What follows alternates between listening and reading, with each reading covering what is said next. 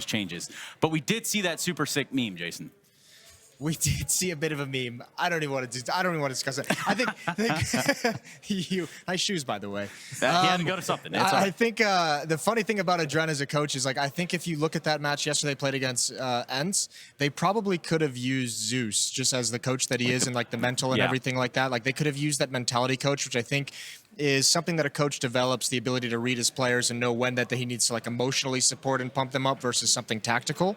That's something that I think they could have used Zeus for. And that's not to make it a knock on Adren. I think it's just going to take time for him to learn that aspect of coaching and obviously learn how the personalities of the team are working together. Which is a talking point all on its own. We could talk about that fire that, you know, we've seen in the behind the scenes videos with Zeus there. And now we're kind of seeing that relived over there on the MIBR side. Obviously, those results are starting to slowly but surely flurry their way through. But I guess for Liquid, yes, this is the end of the run. And, well, joining Ints will be Na'Vi. You guys got anything to say on Na'Vis?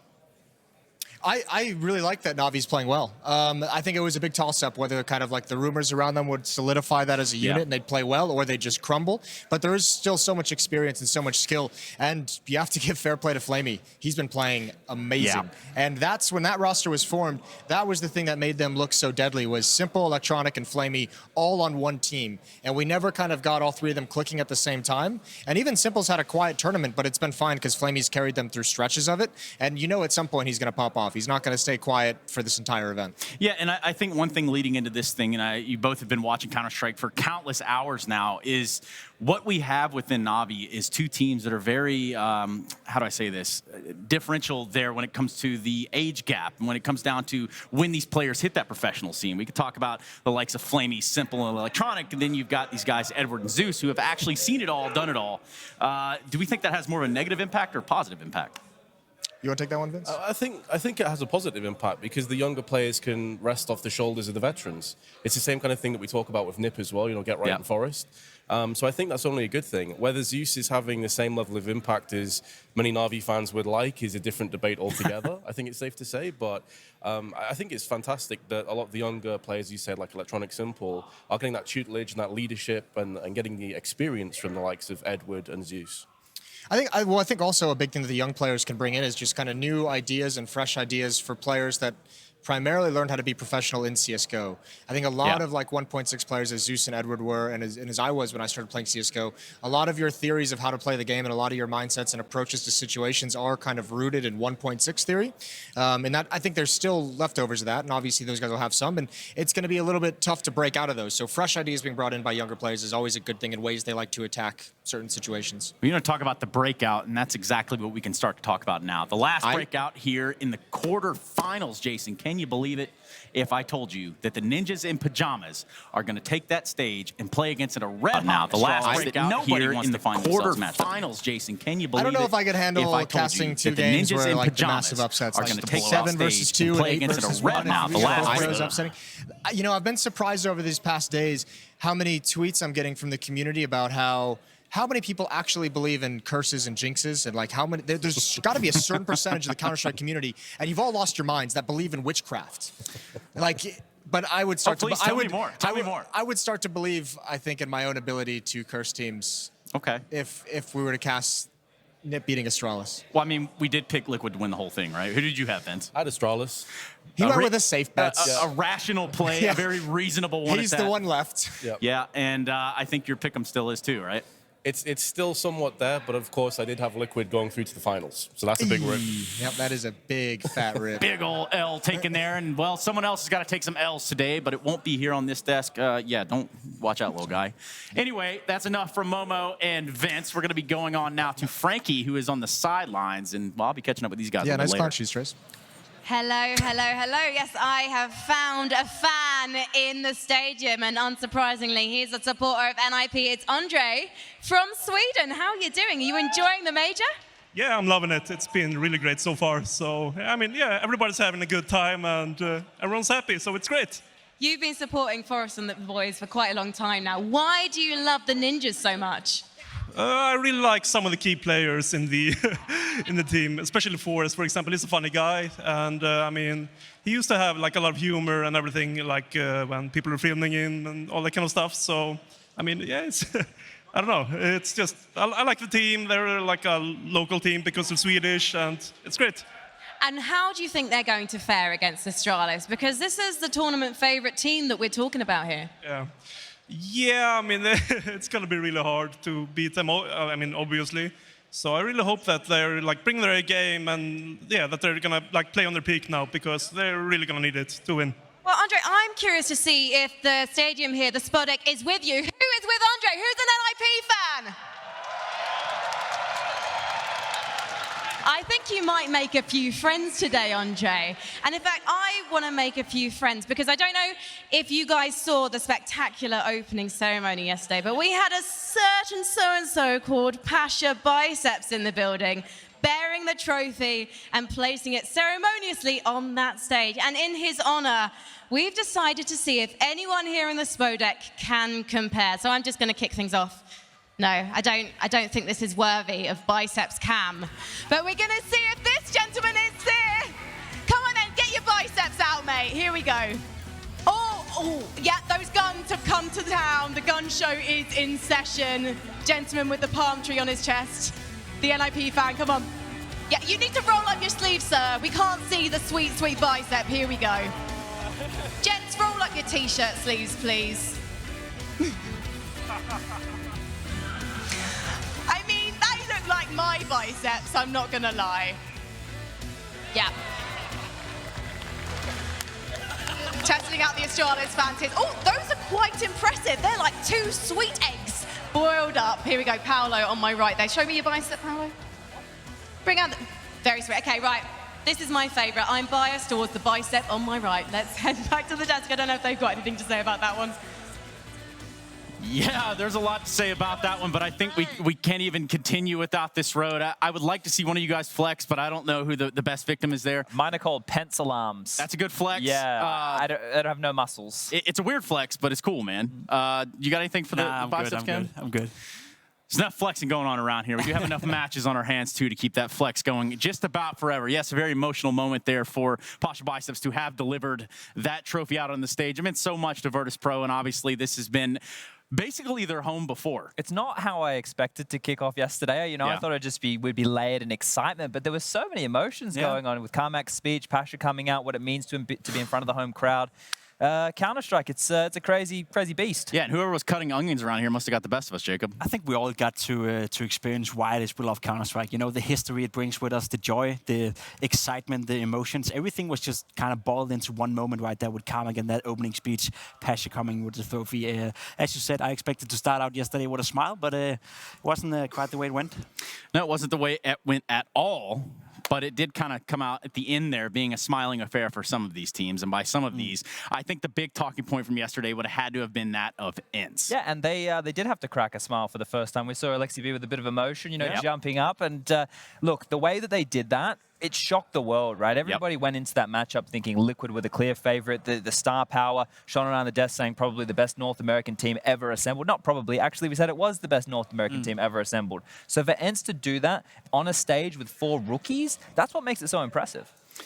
For sure. I mean, I'm just speechless at a point where I'm thinking, I don't know what to say. I mean, there's a lot of points you can bring on, you know, why Liquid lost and what did they do wrong. But in the end, it was a 15-8 lead they had on Inferno. They still weren't able to close it out. That's just, it's Liquid, man. And before. Yeah, and that's the one that's going to have to sting. When they go back, they can watch all the VODs that they want and all the replays, but that one's going to be the one that I think is going to be the one that stings the most. Did they choke when you were on the team, or is that is that a before and after? We were never like in a position to win games. So it's like me and Renegades. Yeah, exactly. Yeah, that's why we're here, Chad. Well, the truth is that, there you go. Can't really follow up the choking scenario that you've painted for us all. But what I can do is give you a little bit of an insight as to what's going on around the big picture here at the Intel Extreme Masters. A lot of moving parts, and perhaps you've never even taken that into consideration. Now's the time for us to inform you all about what's going on behind the scenes at the Intel Extreme Masters Katowice. We're on the ride right now, going down into the deep, dark depths of the coal mine. Device, are you okay? If you've ever seen those videos on YouTube where people faint while doing like roller coasters, yeah, you're in the right place right now. What quote do you live by? Don't try stupid shit like this. What's the best gift you've ever received? Life. What's the one thing you wish you'd known 5 years ago? I wished I jumped out from a fucking plane. I did parachute. What? Oh my God, what's happening? We're going really deep down now. 6 foot under with Astralis. Device is out of his mind right now. He doesn't know what to do. He's not looking good at the moment.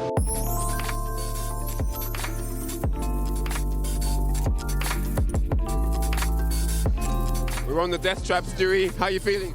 Kind of scary. I mean, I don't know what's down there. I know I can get trapped. My life might be over. I can't even get the major title home. Is a hot dog a sandwich? Yes. I think we're just about to arrive now. Thank you so much. And lastly, tell me how you're feeling for the final champion stage here. Feeling pretty great. Just looking forward to play the games and hopefully no more days off and it goes by pretty fast so we can get on that stage. Sounds good.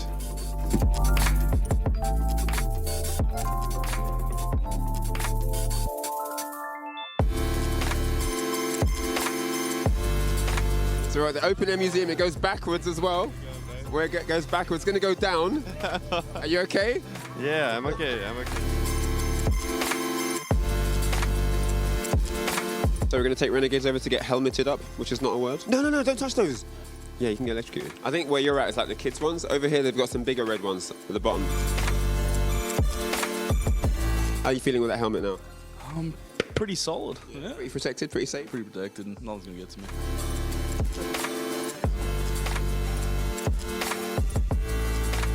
I'm fucking cold, dude. I'm freezing. Do you know Katowice was going to be this temperature? Yeah, I think. No, actually, no, probably not this cold to be honest. Yeah. I knew. You look like you came prepared, man. Look at that, it's massive. Ready for Eskimos. It's all talk. This jacket's all talk. It's freezing. Do you reckon we could like jump out and land on that and then go back up? Fuck that, dude.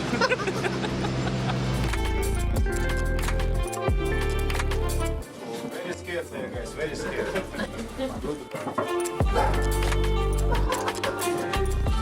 Hey, check it out, guys. We're down here with Renegades now, at the bottom of the coal mine, the deep, dark depths, and you can see they're all back to back now, sizing each other up, getting ready for the big showdown with all this cool media day footage. Is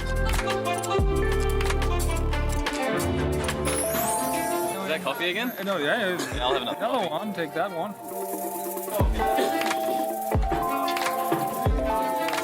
Been to a coal mine before? Never. What's it going to be like? Awesome. Yeah? You're quite confident? Yeah. Do you like roller coasters and that generally? No. Do you know what I do when I go to Sweden? No, tell me. I drink Julmust. Oh, yeah, that's lovely. It's the best drink ever. Yeah, it is.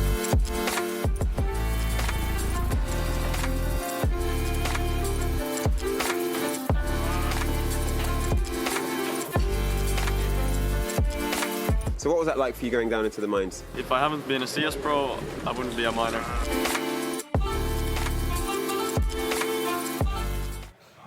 And very easily put, because I don't think mining is for everyone, much less the very fragile hands that we had sent down there in that. They get to do a lot more cooler things than when I was a player, and I wish I could still be a player because they get to swear all the time. They pay me not to swear. Yeah, you know, you are exactly right. That is why we were brought here, not to drop the F-bombs and no Fs in chat. But what I do want to ask you guys about is some of the stuff we do. I mean, I'm obviously around for a lot of these things, but let's talk about our Media Day. What do you do on Media Day? Rapaziada, quem vocês acham que vai ganhar o bagulho? I'm not really sure, Trey. Ask you guys about it. Some of the stuff really we do. I mean, I'm obviously around for a lot of these things, but let's talk about our Media Day. What do you do on Media Day? I'm not really sure, Trey. Ask you guys about it. Some of the stuff we do. I mean, the usual stuff is just staying at the hotel room after, done all the prepping and then prepping for the next following show, right? Looking into statistics, looking into the demos, looking at tendencies, stuff that we can bring up here at the desk. But overall, I mean, we just chill out and hang out. I get Lothar 2K to make sure that all of my shirts are properly steamed and ironed so that they look good on broadcast. Is it Lothar 2K? Lothar 2K. You spell it L-O... Anyway, look, it's not really too intensive from our side of things. We kind of get to kick back. I mean, sometimes there are media obligations. Sometimes you find yourself doing a social media recap. Do some VOs, do some voiceovers. That's the lingo in the business. And chat, correct me if I'm wrong, but a lot of the VO stuff there you wrote out yourself, right? You wrote out for the... Oh, yeah. So those videos, the map fly-throughs, I did a little bit of scripting for that. Mr. Rushley, the Observer, he helped when I lost a bit of creative juices. But, yeah, that's a bit of fun. Well, we could be creative all day long. Or we could talk about scripting and some some of the scripting that has transferred into Counter-Strike, which, of course, is the ever-present debate of the AUG. Now, I know you guys love this one. I know you love to talk about it just a little bit, but we're going to talk about it just a little bit more. So since we had that last discussion, it's actually progressed a lot, right? Because at the time, we kind of were seeing it in its infancy, I guess, right? Now it's full-blown. Now we're seeing it used consistently. And for me, I actually like the change. It reminds me of when we had the silenced M4 come in and it was the laser beam. The AUG kind of brings a bit of that back. And I enjoy maps being more CT-sided. Now, not all the maps. I think, your Dust2s, your Keishas of the world, your Mirages, they need to be the 50-50s. But I don't have a problem with Nuke being a 12-3.5 or Train being a 10-5. I like that. I definitely agree, right? It feels like the CT side is able to hold angles now. Feels like the T side has to be way more aware of what's dual to take and what dual not to take. Beforehand, if you had an AK, you went up against an M4, you knew that 9 out of 10 times you'd be comfortable going into that duel. This time around, though, when you're facing an AUG, you wouldn't do that. So I actually like the change. I think there's still, something that can be wriggled around. But we also got to see yesterday that Na'Vi, for example, a team that do use the AUG, in certain positions, they opted for the M4, and in certain positions, they wanted the AUG. So you have like 2 different aspects playing out right now, and I like that diversity in it. It's a very situational thing, right, Chad? Well, I think that the biggest thing that has to happen with it, right, you are bang on, it's situational, but it should also be a progression, right? You don't see an AWP come out on the second round of the game. Right. In fact, we're seeing some teams being able to buy 3 AUGs. It's a little bit too much. So right now, Valve have dangled that carrot. They've shown the players this is a viable weapon. Same as the SG. You watch what's going to happen. The SG, they won't touch the price. They'll change the price to the AUG, and then everyone will be using the SG. But it's just going to be a flow-on effect. I think clearly the AUG needs to get a raise in price, maybe back to where it was, maybe even a little bit more expensive, because it clearly has value. It's just where are you going to use it, when are you going to use it, and it needs to make sense in the progression. I don't want to see it being bought second round of the game. You're talking about dangling the carrot, and that's kind of what we did with this whole idea of talking about the AUG, right? Like, this is where the conversation went, and now we've also dangled that same carrot in front of some players. And we got a speed session to tell you all about what they think on the AUG itself. What I would change about the AUG, I mean, you could change a lot of things. First, there is something to do with the price, of course. It's because it's just being $50 above the M4. I feel like they just made it a little bit more just to justify like the power of it. But I still think it's a lot better than the M4. Probably just make the price higher. To be honest, like a couple $100, just like kind of how it used to be, but not exactly the same. So maybe in between, like 3,200, 3,300. Put the price higher will be great for the game. I think people now got a good grasp on how the gun works and how good it can perform on maps. So I think upping the price a bit would make people think twice before buying it. Everyone says change the price, but I think the gun itself is still like crazy good. I think that there should be a slight buff, maybe reduce it by 5 bullets, 10 bullets. Maybe that's too much, but like some accuracy removal, because like when you're scoped in, it's like a laser beam. I think the scoping is good since it brings some different gameplay to the game, but I could say like you could lower the fire rate and lower the armor penetration. I think I love using it, but it's like a joke, honestly. Like anyone who gets CT side is gonna like have a really good half usually. I don't play with AUG. Like I don't give any like attention about it.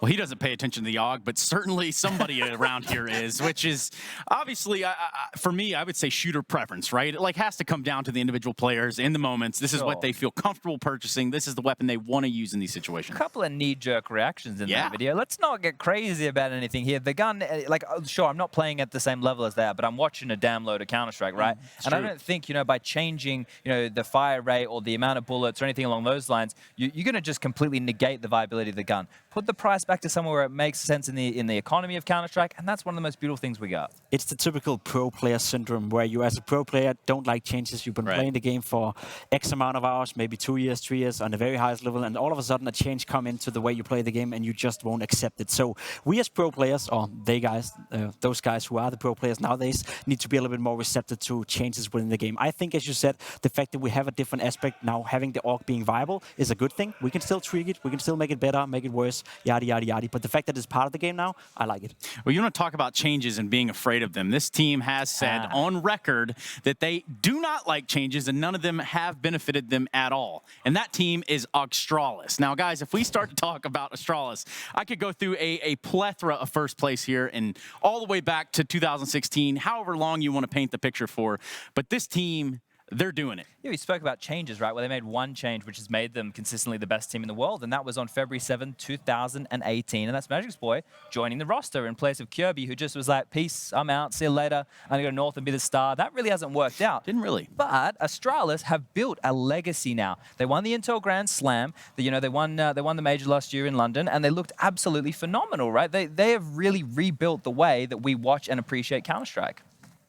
Well, the thing about Astralis is this, Chad. They're on the top, and everybody wants to beat the big dog right now. But I don't think that you know enough about Astralis, and we're going to learn some ourselves. Let's go ahead and take a deeper turn into what is the dominance of Astralis over the past couple of years.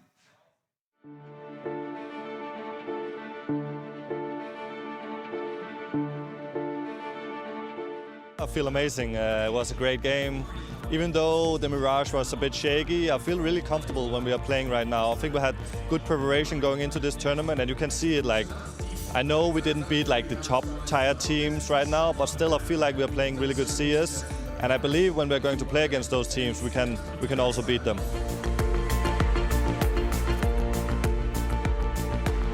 I remember 2 years ago when we were in Despodik, and it was in 2017, and we won the whole thing. It was an amazing feeling, and I just want to like have that feeling one more time, and I hope we'll go far in this tournament.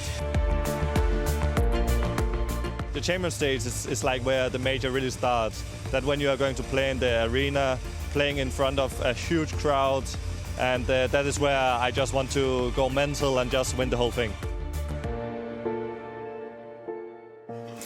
And they're going to have to go into it well prepared. As well oiled and drilled as this team is, they are still beatable. It has been proven that Astralis can be stopped.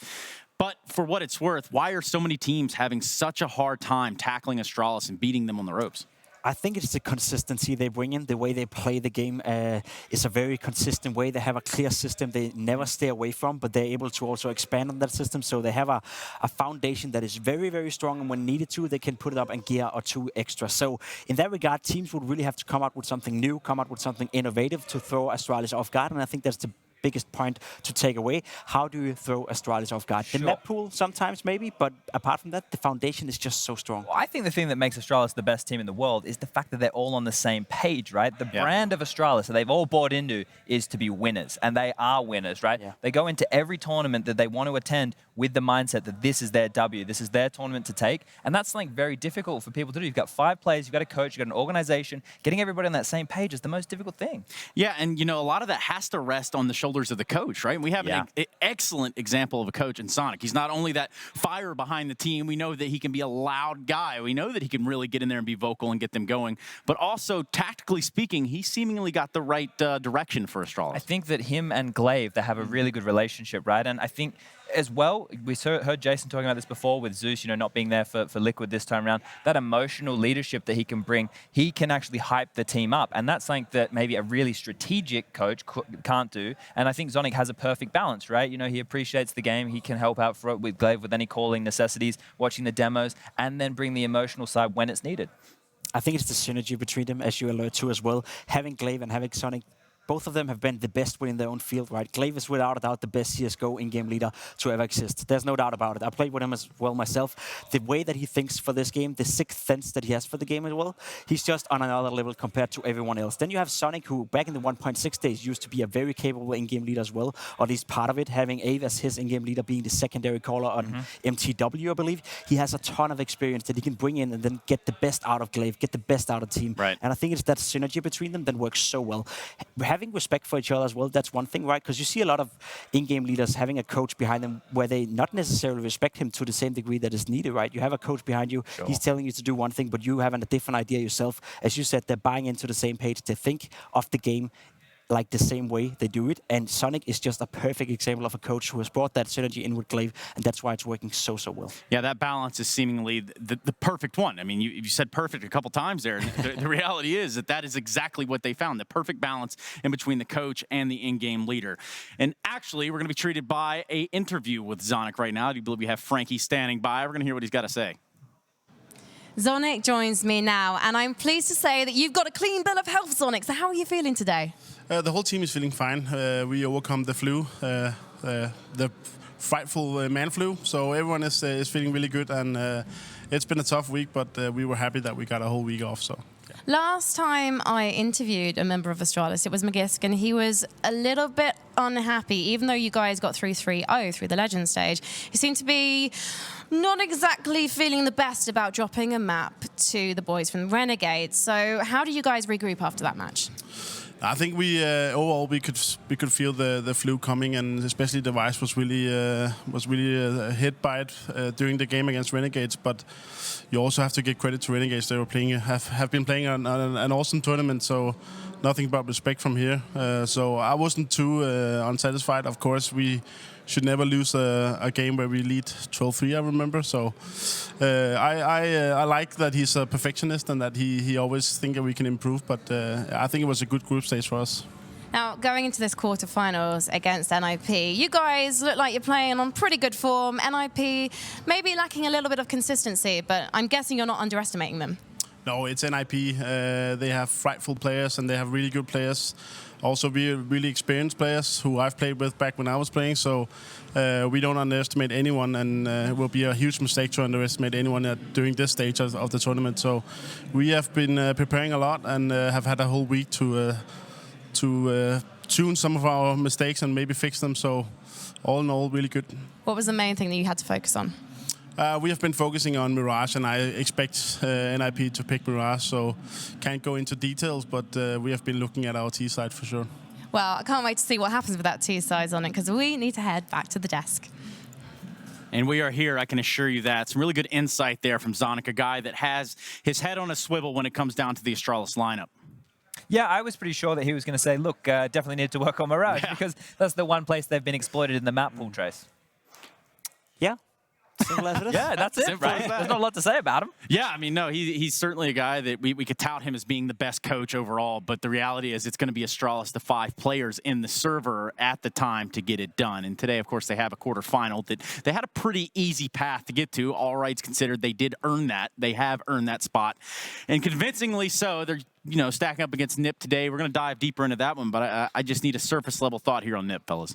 I mean, I think it's going to be much closer than people initially would expect. I think when it comes to NIP going up against Astralis, there's something to be said about history. I know Moses is not really a fan of saying jinxing and all those kind of buzzwords, but there is a story involving these two teams. For some reason, Astralis doesn't seem to perform as well when they're facing NIP, and for some reason, NIP seems to perform at their very best when they're facing Astralis. I expect no less from today. This should be a close one. Yeah, I think players like Forrest, Getrat, and Dennis aren't scared of anybody. So even if they are playing the #1 team in the world, they're going to go out there like it's any given Sunday. Well, it's definitely not Sunday, and that's what these teams are fighting for. Their lifeline here depends on it as the bracket does barrel on. We do have a quarterfinal coming your way, and it's going to be a best-of-3 when we come back here in Katowice for the Intel Extreme Masters. Don't go anywhere. We'll be right back.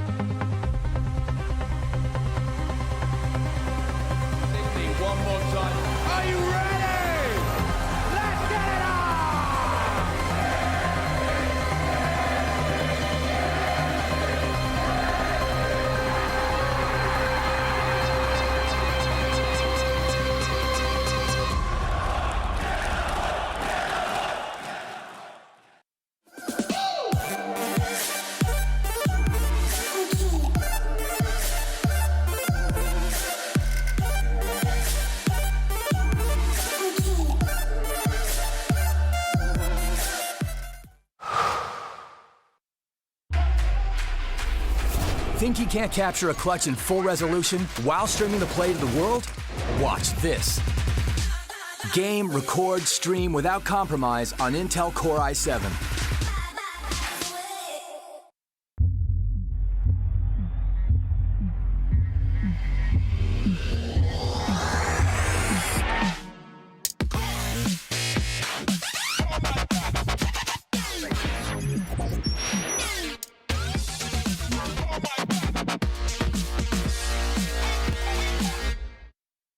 Prepare for combat. Go forth and conquer.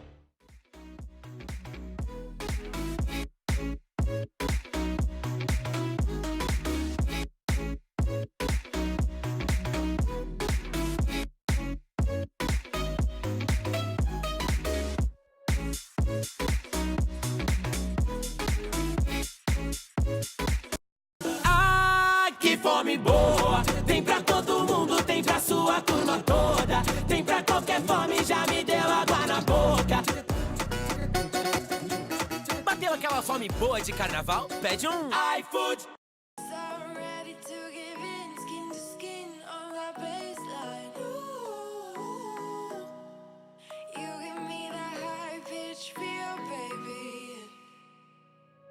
We shared a cigarette by East Versailles. The way you looked at me, couldn't say goodbye. And whatever you did to make it stop, 'cause baby you make me feel something.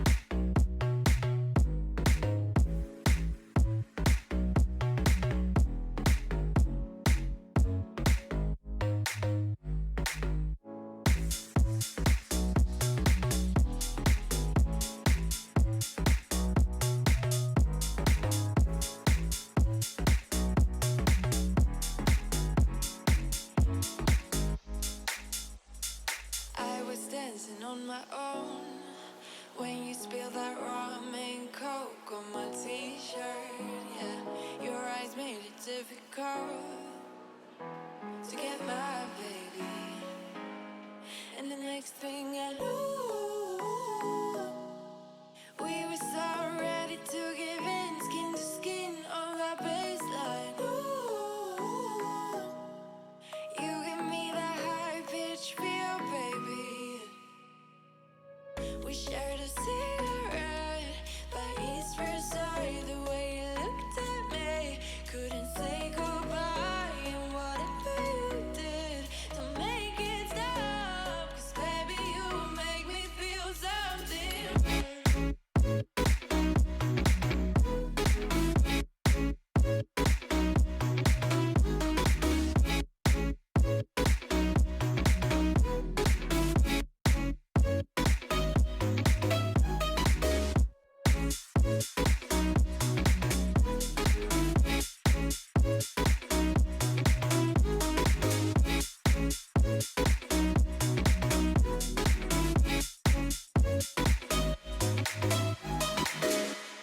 And the next thing I knew,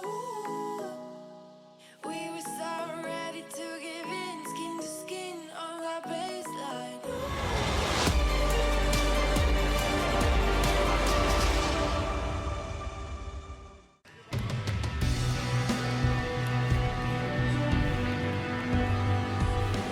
Astralis is the #1 team in the world.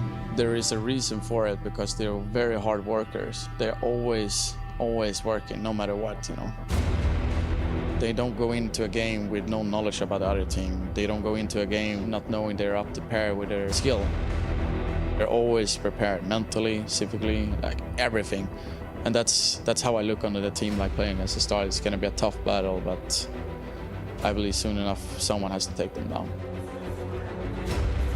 NIP is a really experienced team. They've been under a lot of pressure before. They have played in a lot of major finals, a lot of big finals. They have young guys in the team who's really talented as well. And that mix of experience and raw skill and talent is definitely difficult to play against sometimes.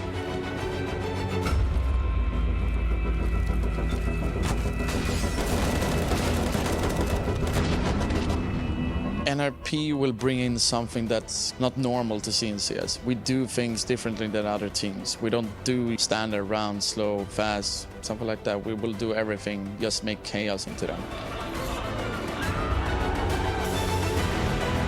They can be a threat against anyone if they play good, but I believe we're stronger both individually and as a team. Also tactically, they are more like an aim team. They want to take duels.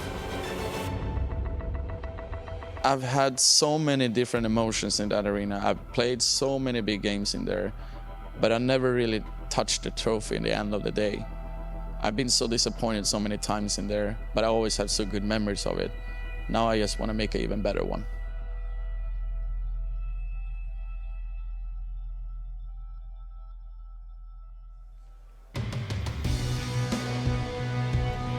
Vodafone presents the pre-match.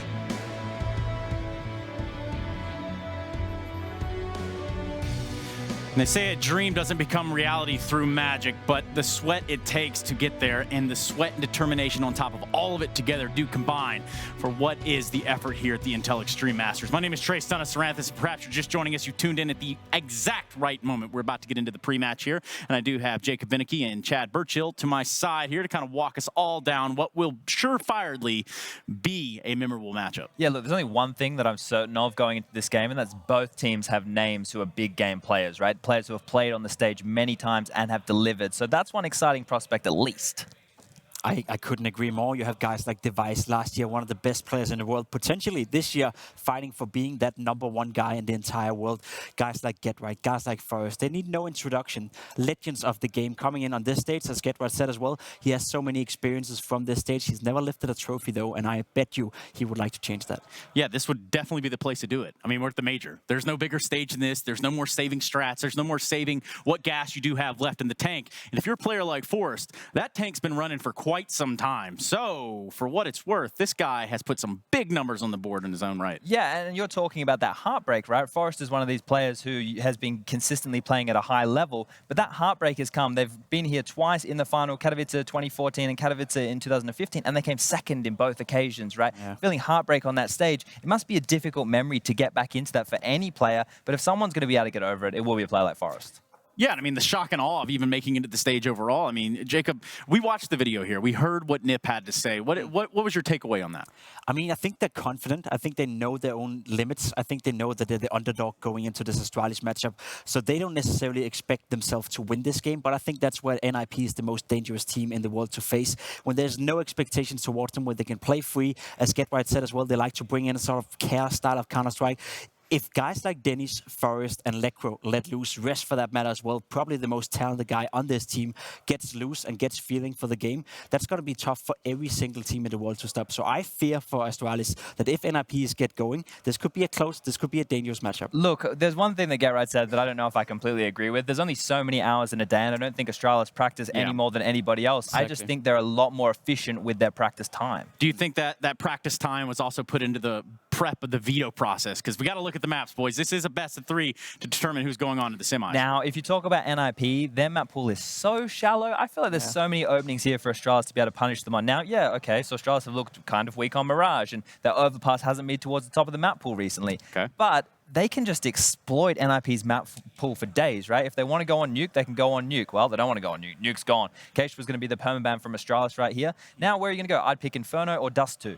That'd be my pick if I was Astralis. For sure. Dust 2 map. Então, rapaziada, salve a todos. Já vai começar o jogo. Eu não tô com o modo janela só pra na tela do jogo, porque aqui fica mais liso, velho. A imagem fica mais lisa, entendeu, rapaziada? Quem puder deixar um like aí, um gostei. Ah, eu e João para o jogo, mano. Que jogão, tá? As for third map, I mean, as long as it's not Inferno, I think NIP can be happy. Overpass já vai começar, mano. I think it's actually open for discussion. I think it really has vai to go dar ruim, tá, If you're looking at map pool and depth, it kind of has to bring it there. It is. It's overpass. Boa. I mean, what would you know, Chad? So if Mirage does not go in the favor of NIP, this is a 2-0. That's the fact of the matter here. You know, I love saying that, and that's the case. Chad Burchill, everyone. Chad Burchill. He's onto something, though. Astralis are no strangers to winning, and, well, these guys have every tool that they need within their shed there to make it happen. Now, the map veto, we're already giving a favor. It almost feels like, you know, a 1-0 instantly to Astralis regardless, right? But NIP, if they take the fight on Mirage, if they're able to, you know, just lock out... Look, the CT side of Astralis is great. The T side is where, you know, it's weak because the map's being figured out. How many executes can you do? We've seen A executes, B executes, mid control, splits, everything. So that's the problem, right? There's not much depth. So one of the interesting storylines coming into this matchup is obviously Astralis being this huge favorite. They are supposed to win this one. They're supposed to win 2-0 even. Let's see if their Mirage is involved. Let's see if they learn from that mistake against Renegades, because they're going to face an MIBR in a potential semifinal. And if that Mirage is weak, I mean, MIBR is definitely smelling blood.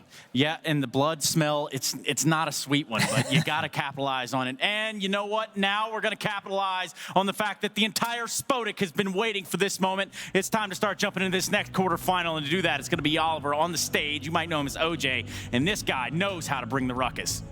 Thank you very much, Stunner, you beautiful human being, because yes, we are here ready for our second quarterfinal on the second day in this beautiful concrete spaceship they call the Spodek, and it is great to be here. Baby, have we got a quarterfinal with you. Before we introduce the teams, I think it's always good to look at what they're playing for. It's the main part of $1 million prize, but also to lift this trophy. And if you look at the names on the trophy, not only is a history of esports, it's all a history of the teams and the games as well. But it's 2019, CSGO is the big esports on the planet, so let us have our second quarterfinal to find out who is going to face MIBR in that semi tomorrow. So please welcome to the stage, we've heard the chants already, and that is NIP!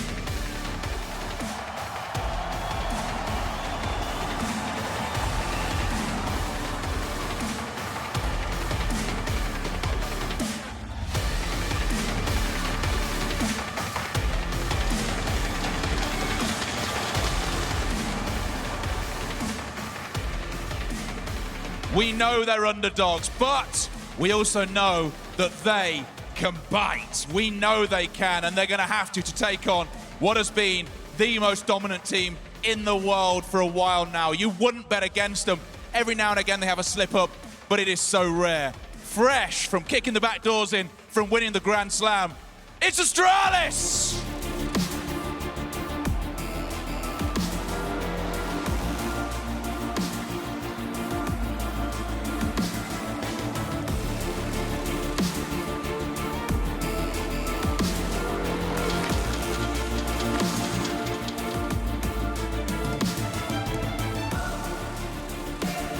From 1 to 5, they are absolute monsters. But this is where we find out who is going to get a place in that semi-final. So then, everyone here in Katowice, in the Spodek, who's going to win this?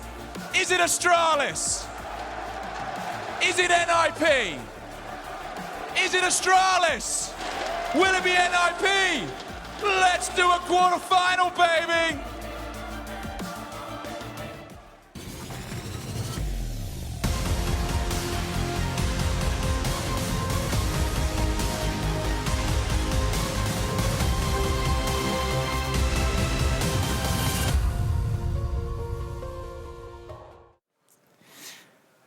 And the looniest of tunes being OJ himself, but in this regard, it's going to be the Ninjas of Pajamas taking on that of Astralis. Now the wink coming through very strong, as you can see, and well, this guy's no stranger to the camera. But rather than just winking at the camera, I think that the Ninjas of Pajamas have got to step it up big here. Let's talk win conditions for NIP, right? You have these individuals on the team. You have Forrest, you have Resh, you have Dennis, and I think Dennis is the one that needs to step up the most. He's been a little bit absent from NIP this tournament. He hasn't really had the best one.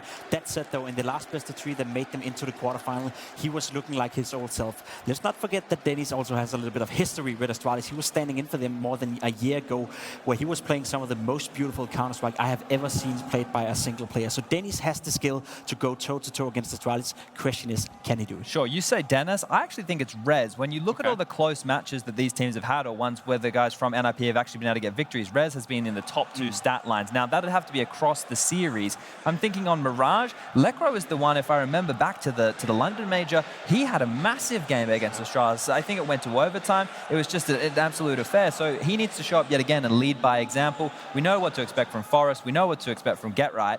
But here's the thing that we really need to reiterate. You can see how much they're embracing this right now. Yeah. These are the guys, I don't care if you can do it at home in your bedroom. Okay. The world cares if you can do it on a big stage, and these players have proven that. So this is why there is always that chance. If they come out red hot here, if they come out confident, they have nothing to lose going against the world's best. NIP definitely have a shot if they get off to a good start.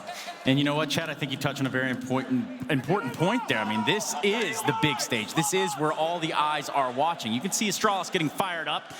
And for the Ninjas in Pajamas and Astralis, this dream could quickly turn from a nightmare into reality. Both teams fighting for a lifeline here because, believe it or not, yes, Astralis heavy-handedly the favorite, but there's still a chance, Chad. We can't write it off. Yeah, and the AWP isn't going to be the factor there. I've taken some stats from the Legend stage trace of NIP, and you can see that the AWP spread here. You have 0 kills for Garrett on the AWP, 4 for Forest, 4 for Rez, 8 for Dennis, and 19 for Lekro. They don't need a star AWPer to get to this point in the tournament, and I don't think that's going to be an influential factor for them here in this series either. Well, you can have some influence yourself by using hashtag Mountain Dew Amped Game Fuel. That's right. Go ahead and get it in, and let's find out what plays you want us to review here right on the desk. Go ahead and use that hashtag Game Fuel Power Play, because we are certainly going to be taking a look at that throughout the duration of this series. The Ninjas in Pajamas and Astralis now having taken to the stage, trying to get that final sip of hydration. And Jacob, in this moment, what do you say to yourself? I mean, you're Astralis. You're the best team in the world. You have potentially one of, if not the best player in the world in Device.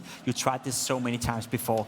Astralis have a history of failing against NIP. Cluj-Napoca 2015, they were the huge favorite to win the entire tournament, just like today, but they fell short against NIP, who back then weren't really considered one of the best teams either. So they have history. They need to knock that out of their heads. They need to show the world that they're the best team in the world and do it with style. There's only a few players in the world who have ever won 3 majors, and all of them are actually Swedish. So the Danes, we have the core of that roster have won 2. They've got to be in the chase for the 3rd here, and the quarterfinals start now. I'm sure they're going to be hungry for that one. We saw in an interview with them earlier in the tournament that they wanted to win both majors this year. That's more than a statement. The Intel Grand Slam, both majors, the dominance, if they can continue this form, if they can continue to deliver fresh Counter-Strike, new ideas, and performing pound for pound in their roles as the best players in the world, this is more than a dominance. This is more than an era. This is, I don't have words. I mean, at what point, Chad, do they win so much that they might even start to turn into a villain? Well, look, I think a lot of people are calling what they see on the screen from Astralis boring Counter-Strike. Those people are wrong. This is beautiful Counter-Strike. And sure, maybe they need to become the villain. Maybe everybody needs to be, putting more emphasis on trying to take these guys down, not giving them the good guy card as much longer. But Astralis, someone needs to prove that they can beat them, and I don't know who it is, and I don't know if it's going to be NIP today. Well, it's not going to be Liquid either, because they're already out of it. But Ninjas in Pajamas also having to step up to the plate here in a big way. Jacob, how's it going to go down, big series-wise? I mean, I think it's going to be a close matchup. I think these two teams have so much experience, so much history that regardless of how much skill difference there may be on the server, it's going to be close. It's going to be tense. There's going to be a lot of crucial moments, a lot of clutch scenarios. You're going to see Sipnix winning them. You're going to see Get Right coming with some vintage plays. You're going to see all these stars perform on the biggest stage in the world here in Katowice. I think this one is going to go down to the narrow, but there's no doubt that Astralis are the heavy favorites. That's right. And Vintage Forest has been out in full form here in Katowice so far, but they've got a long way to go, starting with Astralis here in what is a quarterfinal best of 3 in front of the entire Spodek. You have all been very, very awesome, and I'm going to need you to make a little bit of noise now as we jump into this pistol round on the first map of Mirage. Astralis versus the Ninjas in Pajamas, delivered to you by Jason O'Toole and Moses. And Vince Hill. Vince Hill is here as well. What's going on, Spodek? Astralis NIP, this last quarterfinals of IEM Katowice. NIP, a huge task to do, but what better players to do it with? Forrest and Get Right experiencing what you can only describe as rolling back the years. A phenomenal tournament coming into this pistol round. They're going to start on the T side. And here we go, going to get into it right away. 3-man stack for Astralis over towards that B bomb site. That run boost is going to force Magic Bass just a little bit. How much is he going to peek? Get Right leading the way. Already made so many inroads though, but it's Dupree that's going to claim the first kill of this matchup. Glaive holds the line with 2 1-taps, and that's the bomb going down with it. He's going to be able to pick up the 3rd, and Astralis off with a bang. Yeah, that was so nice, but that strategy from NIP destined to fail, and Glaive trying to get the crowd going. It's pretty split. We know that NIP, their history in this building, a lot of the fans have appreciated that. Those legendary performances, we've seen those legendary players, they've been cheering on. the equivalents of the Polish teams so long. But such a stack at the B bomb site for Astralis and NIP, there was no way they were going to make inroads. When those smokes go down on Catwalk and you have to go through them yourself. Boos and cheers now. No investment from NIP in the second round.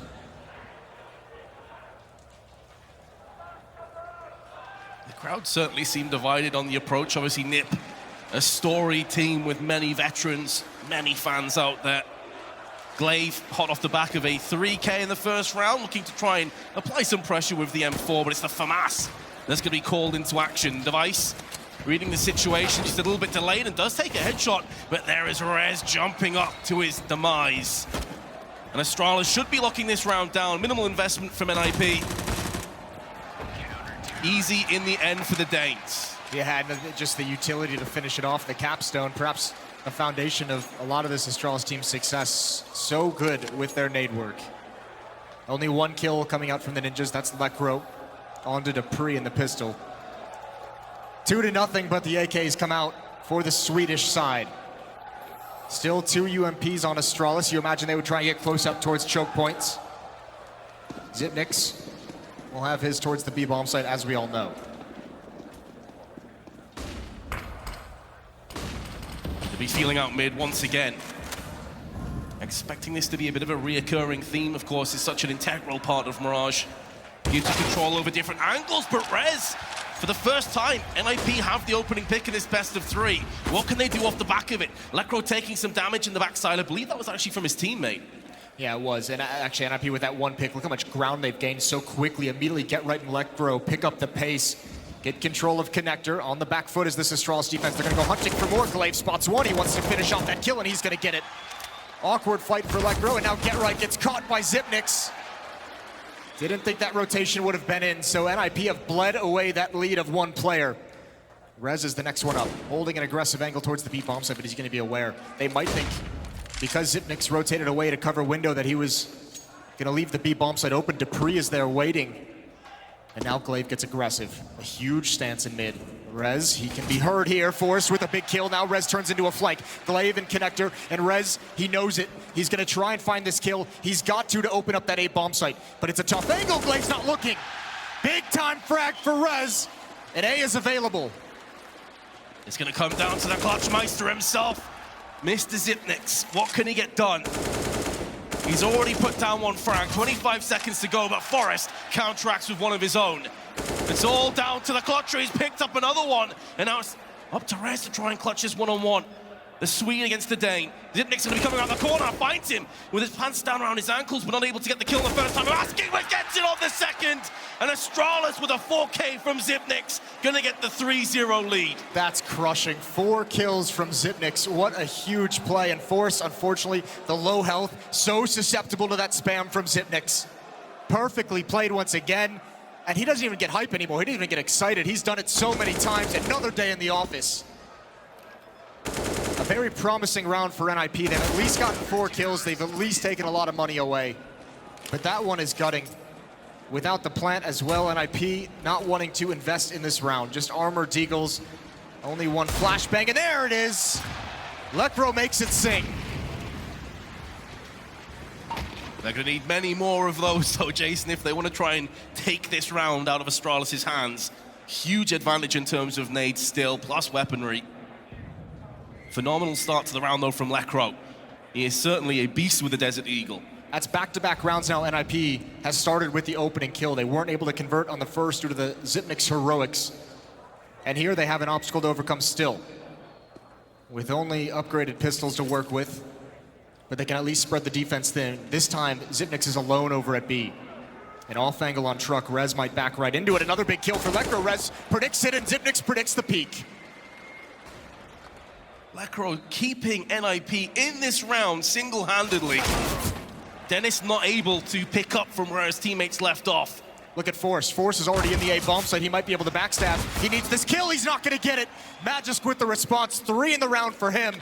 And so quickly, all the hope has drained away. It's just Get Right in a 1 versus 3. He can find this kill. Might be able to get into the bomb site. Some scary moments for Astralis, but they have recovered and handled those situations nicely.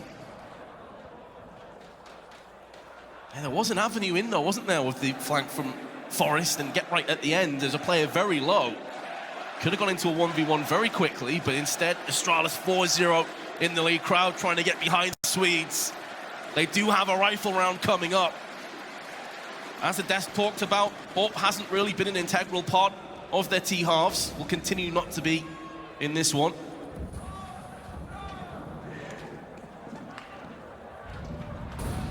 Not the biggest issue in the world as well, considering Device. Oh, that's a great Molotov and spam combo. Molotov to try and force Rez into the angle. A little bit of chip damage there, a little bit added on with the nade.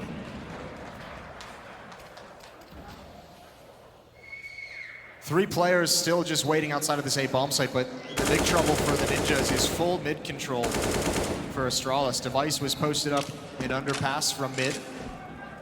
Rifle there as well, so they realize no pressure coming from this. Magisk is going to rotate around. A big shift in the defense due to that information that no one from NIP is attacking that portion of the map.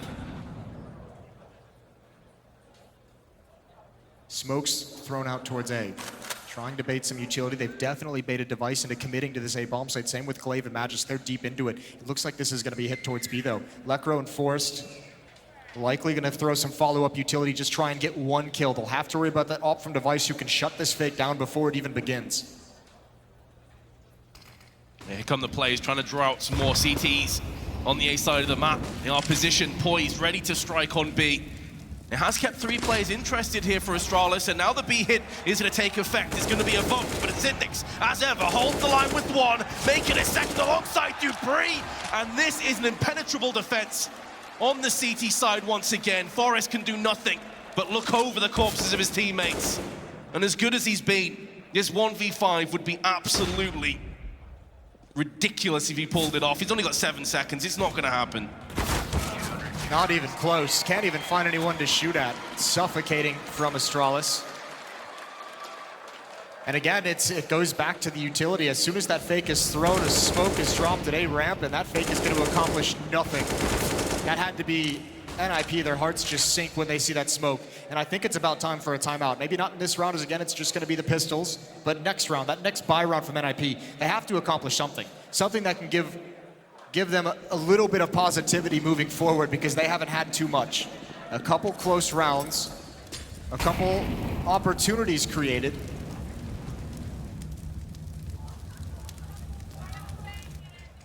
Especially considering this is their choice of map to start off in such a rough way.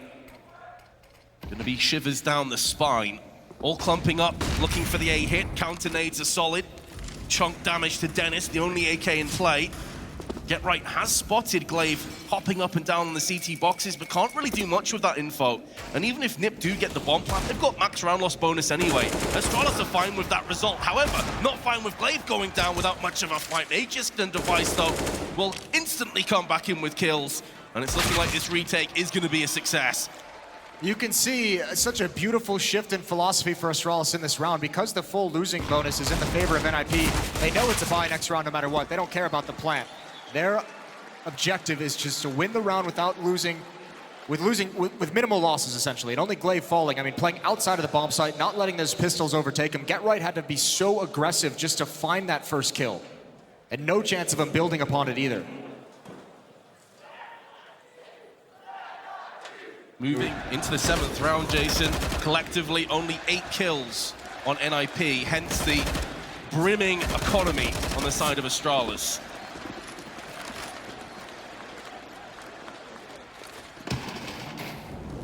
Here we go. Attacking mid is Lekro. dupreeh's gonna drop down. Molotov and connector, no retreat. Nade goes deep. They're all blind, and dupreeh's gonna go down. Another opening kill for Lekro and the Ninjas. But still, they have to do more, and Glaive's gonna try and return the favor immediately, but that's a very aggressive overextension. Doesn't want to sit there for too long. It's Magisk behind the flames. Lekro's down to half. Looking for something, anything, hoping someone's gonna challenge him. He wants this fight. Whereas last time it was Lekro opening things up with the Deagle. Now they've got plenty of weapons behind it. Now they've got some grenades. They have just tossed their last smoke into window. So it's only flashbangs, and Glaive gonna take this opportunity to start to move around, try and catch NIP in transition. They're still clumped up in mid. The bomb still dropped towards T. Spawn Res gonna be found by Glaive, and here comes Magisk. excellent frags from Astralis, putting themselves back into the advantageous position. That's so sick. Glaive is going to be doing that all day long. You can see he's not afraid to take those risks. A calculated push in B halls when they lose a player. So many bodies in mid. No one watching the B halls for Nip.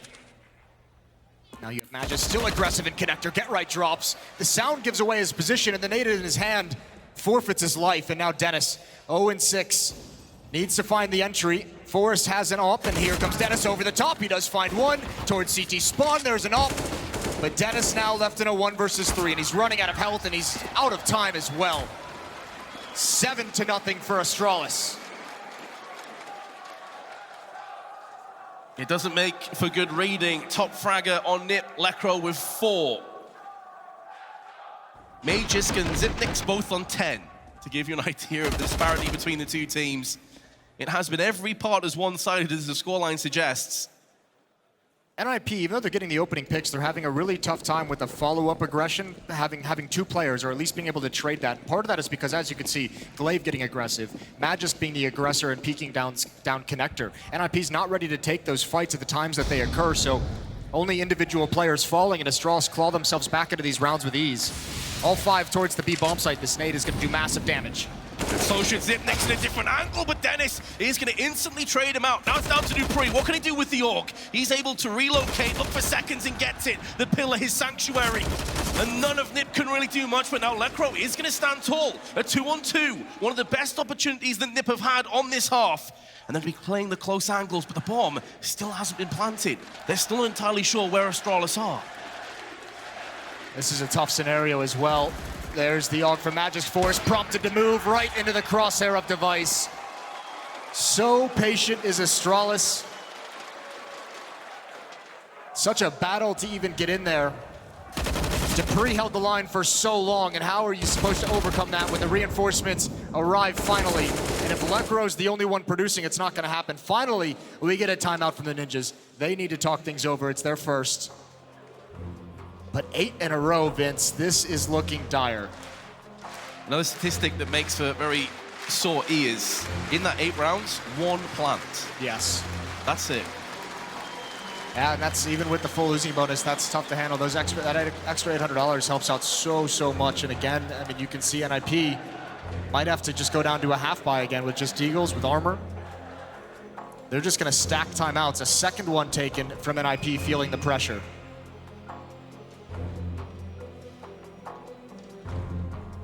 You expect more of a half buy to come in. Some pistols and armor, a few smokes in play, but that's been pretty dire so far. That last round, I thought maybe there was a glimmer of hope. Lekro got 2 entries, it was looking good, but then they stalled. They didn't get the bomb down. Astralis didn't have to move in. They could just wait until the bomb was planted. And all the smokes had cleared. I think Forrest had a Molotov, chose not to use it in that scenario, not wanting to give away his aggressive position. Well, they've had, I believe, two timeouts to kind of really talk things over and try and figure out a plan. And Astralis obviously feeling no pressure. Absolutely not. They have money in the bank. Accountant very happy with how things stand. Full grenades. Don't need to double up with a second AWP. Things have been going just fine. So, I mean, Nip would have to come back with 2 or 3 consecutive rounds just to break Astralis. Good luck with that. Yeah, that's the real tough part, right? So much money is built up here.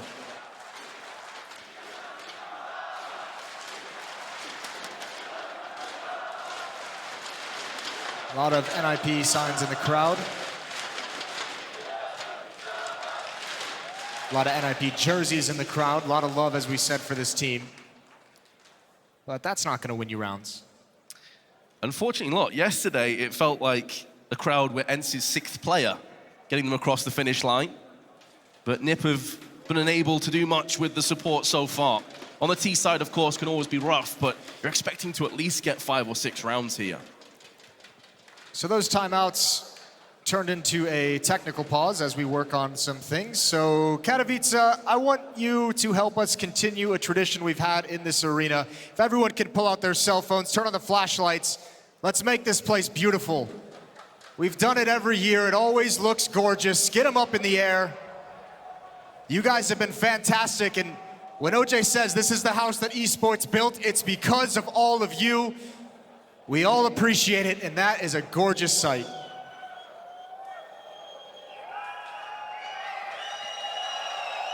Truly a unique experience. What a phenomenal crowd this has been.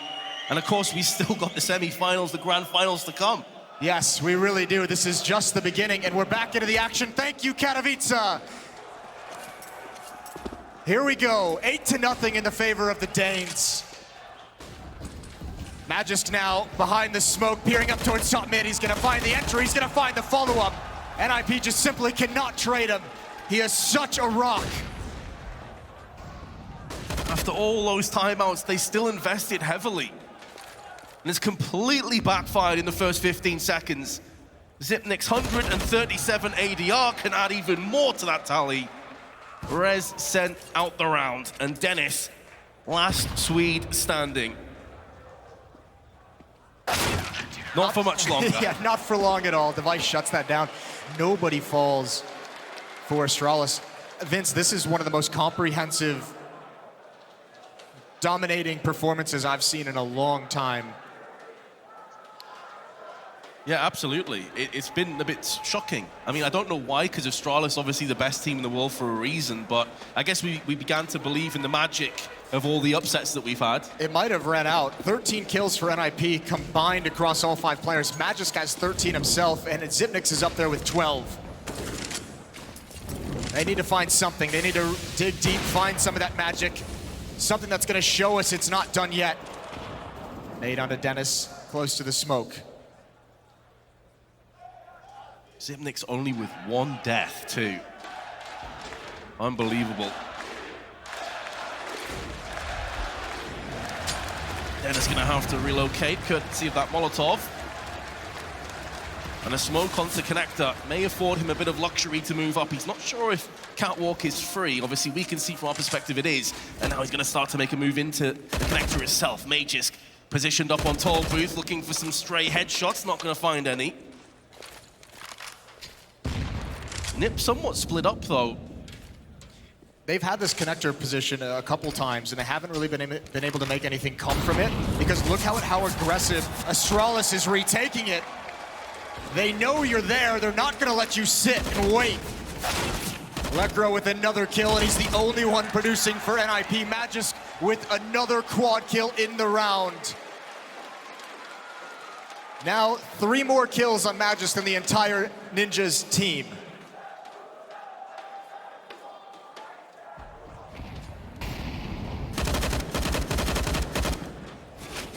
Flawless counter-strike from Astralis.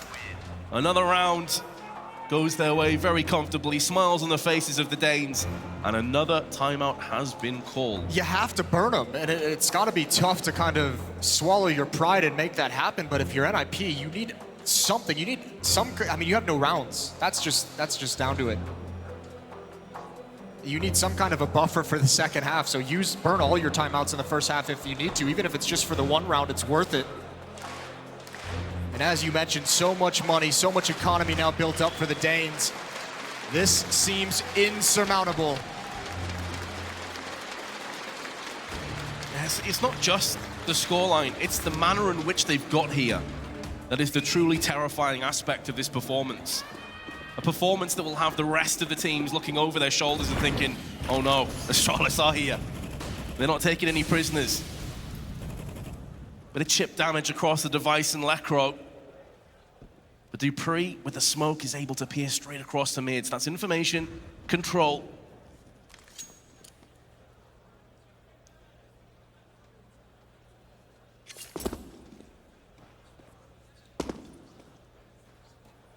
It's going to be a slow round again, maybe trying to draw out some of these nades from Astralis, but they've been very good when it comes to their economy and their utility management.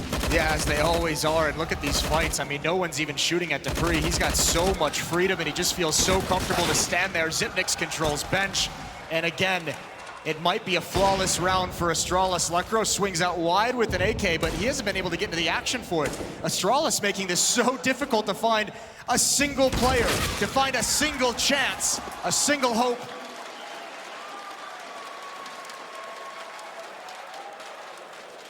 Astralis are where dreams go to die. On Nip's choice of map, they have been sublime. Put very few feet wrong. Just constricting Nip. They're just choking them out. They can't get any room. They've only been really put into their, put under the pressure and kind of forced out of their comfort zone twice, and they were both very early on. One is that 2-on-2, or that 2-on-1 it came down to. Zipnik's able to clutch it out with 4 kills total. Just now gonna get aggressive. He can do no wrong. How's he? Oh, that's Glaive above. And now the A bomb site is open. NIP must have this round. This entire map falls here. Red's one of the players that you're really looking at from Nip to deliver. Bomb planted very quickly. There is a rotation though. Dupree's making a move from the T-spawn. They need to be very cognizant of this. He could be the linchpin. He could be the player that gets this back in Astralis' hands once again. Another chance may go begging. Rez holding on CT side. Forrest's gonna come up against Dupree. Oh, and he's given his position away and gives his head away as well. Dupree finds it, perforates him, riddles him with bullets, and Nip are being slumped over once again. Get right stuck in shadow, can only do the 1 kill. And Astralis will get another defuse, they'll get another round. The shadows betraying Forrest. He sees it coming from Dupree. Just shoots a little too early. And that was the best chance NIP had, and it slips out of their grasp. Or should I say, it's ripped away from them again by Astralis. Not messing around whatsoever. And what can you do? 12-0 now for Astralis. I think Get Right's reaction says it all, really. Frustration. Device, though, gonna be pressured by multiple angles, but still gonna find Lekro all the same. Dupree almost had a chance to get one more. Get Right's in a great position. He needs that kill, but Dupree's gonna follow it up, and Get Right does go down. Glaive actually wins that out. Get Right missed his chance. Now just down to 2. And if you didn't catch it, Device opens that up with the all pick. The Molotov he drops on the floor of window room, creates a gap in the smoke. And he's so patient to find his chance, his opportunity.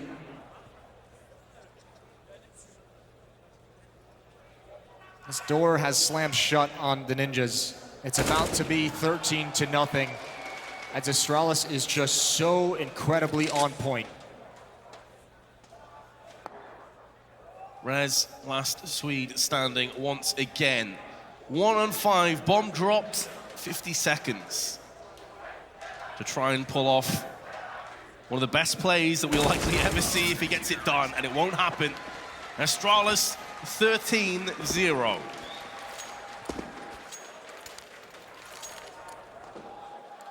What can you really say about this one, Vince? We'll see if NIP can scrape together these last 2 rounds. It's not going to be easy, as nothing has been. Even just getting kills in this game has been a labored effort for the Ninjas.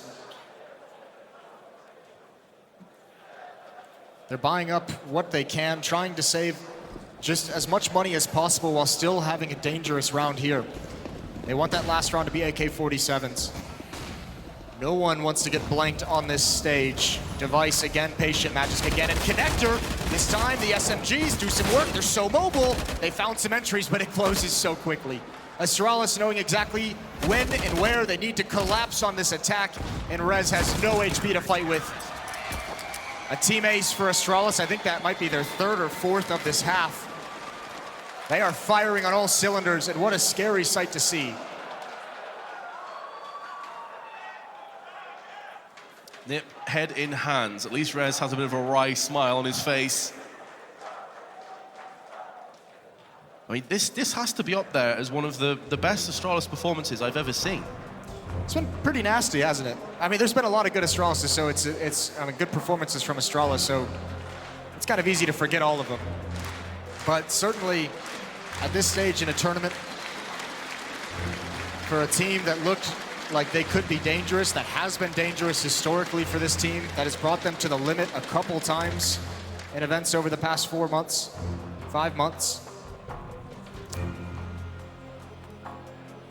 It is a pretty shocking result, even with Astralis being the overwhelming favorites, 14-0. And those tell you everything you need to know. Forrest, Get Right, and Dennis combining for 7 kills. Magic still equaling the total of all 5 NIP players. Glaive gonna have no chill, ruthless aggression.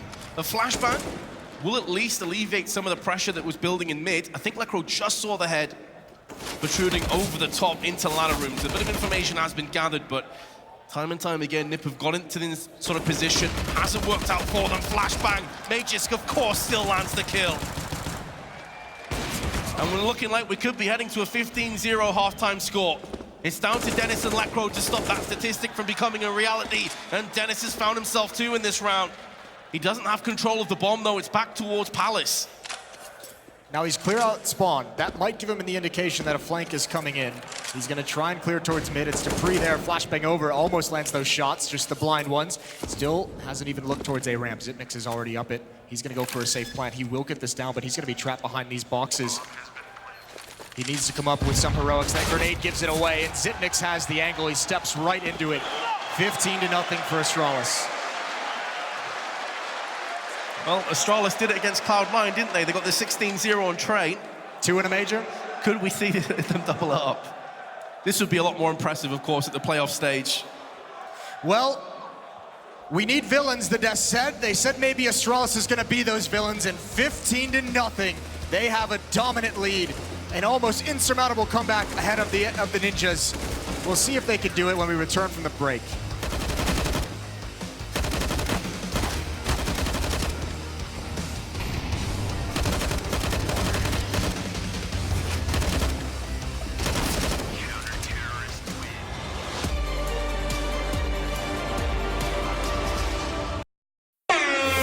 A Team ouviu você. Chegou o bônus de carnaval do Team Pré-Top.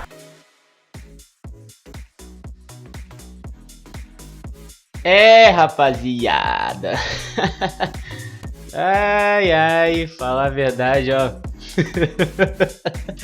O maluco lá tá 2/14, bicho.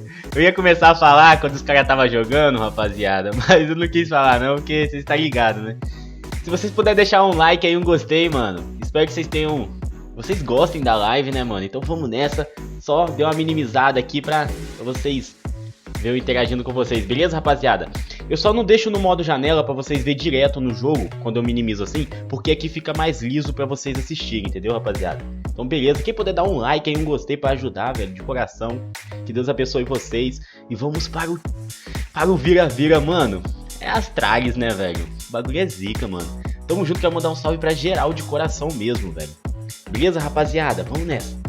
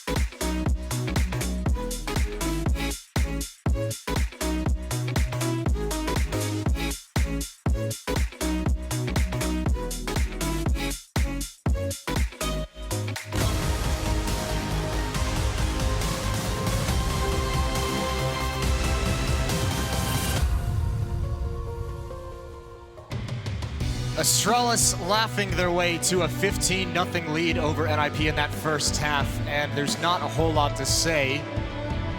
This could be their second 16-0 victory of this major in this tournament run that they've had. And if you're NIP, you're just kind of fighting to have something to be happy about going into the second map. Yeah, it certainly feels like they're playing for pride to some extent at this stage. Maybe their CT side can yield something special. But Astralis in prime position. Lecro's gonna have to try and hold the line all by his lonesome. And the Sentinel has been bested. Forest in the meanwhile gonna get flashbanged. Able to at least take Glaive with him, but Rez, he's playing this one so slowly. He is waiting for as many terrorists to push past him as possible, but in doing so, he's baiting the rest of his teammates. Can he feasibly stop this from getting done? Oh, he's picked up two, looking for a third, lands it onto the bench as well. Can't get the fourth, as Magus does, but there's Forest. I thought Rez had baited too hard, but he pulls it back.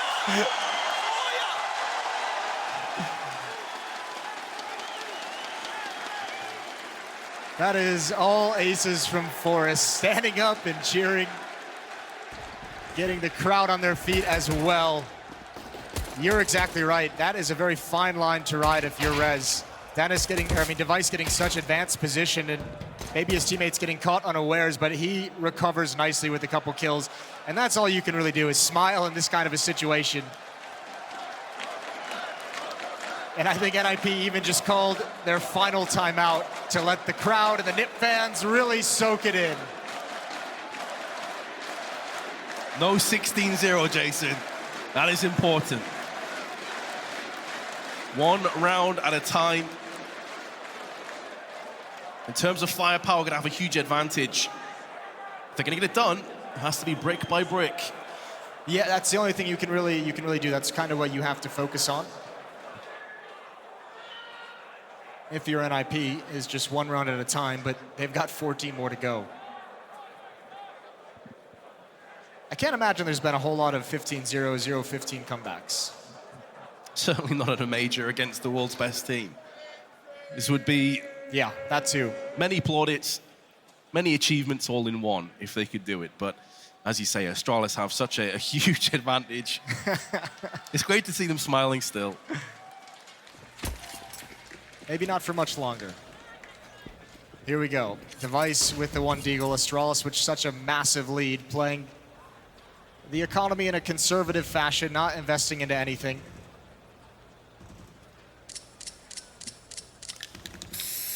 Now, interestingly enough, we'll just kind of go down this line of thought just because it's, I mean, what else do we have to talk about at this point? But if you remember, Astralis did have, what, a 12-3 lead over Renegades in the group stages, or in the Legend stage. And Renegades was able to pull that back and force overtime. So there has been a small bit of weakness shown at times, but certainly 15-0 is insurmountable. Device is gonna get that opening kill with the deagle. And you'd hope they can stop the bleeding. That's the only upgraded weapon, only piece of danger Astralis has. Device may find more. Dennis playing anti-flash. Gonna have Forest there with him too. He's already made a move round. Some damage is being inflicted. But Forest and Dennis stand tall. 3 players now gonna be forcing their nefarious intent towards the B side, and it's down to Lecro to try and fend them off, and he'll do it just fine. Nip double up, get their second round.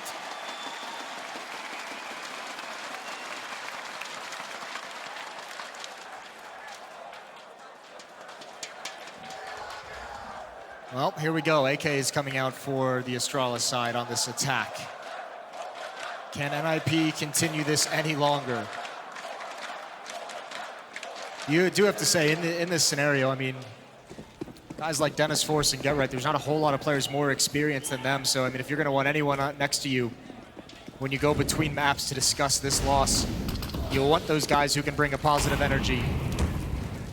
Deep Molotov in towards B is going to delay things just a bit. All 5 members of Astralis are here, so they're just going to try and overrun Lecro. He's got Dennis rotating back right now, but here it comes. Is Dennis going to be here in time? Lecro's blind. He's backing away. They've gained some ground. Dennis with 2, and now Lecro inside the site can't hold on, and Dennis can get nothing more. Faces a firing squad as he swings out, and NIP, this map all comes down to a 3-on-3 retake.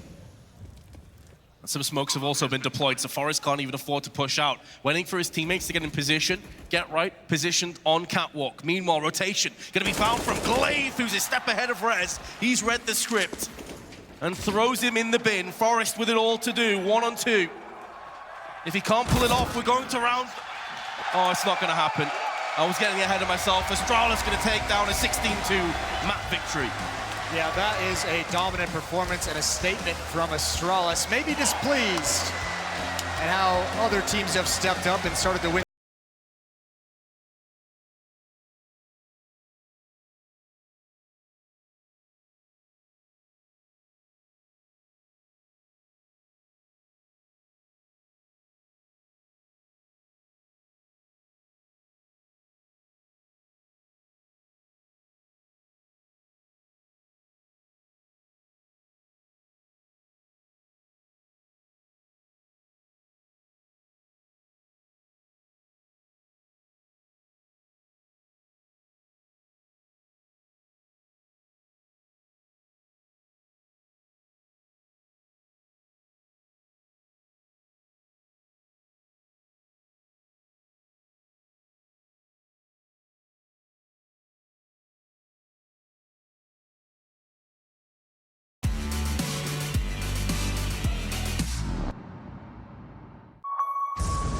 The champions of ESL 1 Cologne. Do you remember? Welcome to the Cathedral of Counter. Fora do normal o bagulho, velho. É louco, mano. GG, rapaziada. MD3, né, velho? Vamos ver agora o próximo mapa, né? Vai dar bom, velho. Astralis já era, mano. Ah, nossa, mano. Nunca que eu pensei que ia ser um pouco mais difícil o bagulho, tá ligado? Mas vamos nessa, vamos lá. Quero mandar um salve pra geral, velho. Are you searching for a better Counter-Strike experience all in one place? Compete for over $1 million in PUG and League prizes all on one platform. Track and share your performance with our advanced stats pages. Frag out and rank up on the industry-leading anti-cheat. Sign up for ESEA today.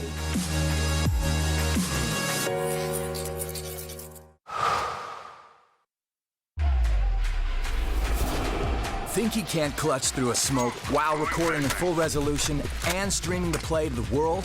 Watch this. Counter-terrorists win. Think he can't get famous in a flash? Like become your own meme famous?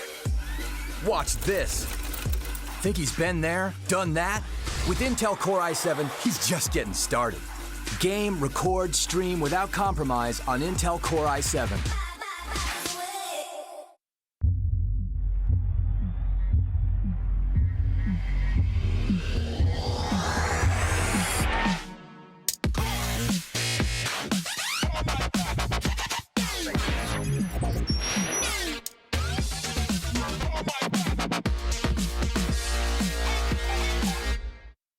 Prepare for combat. Go forth and conquer.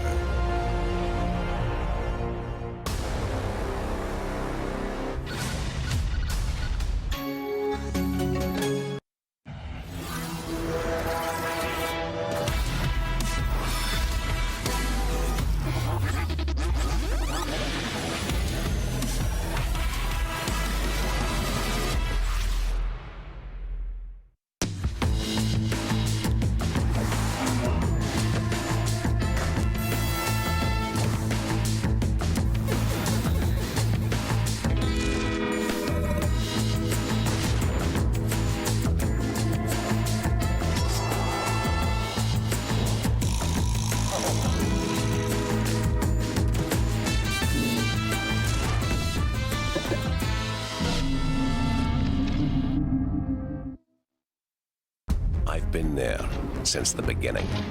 Every map, every frag, every moment. I run, but I never hide.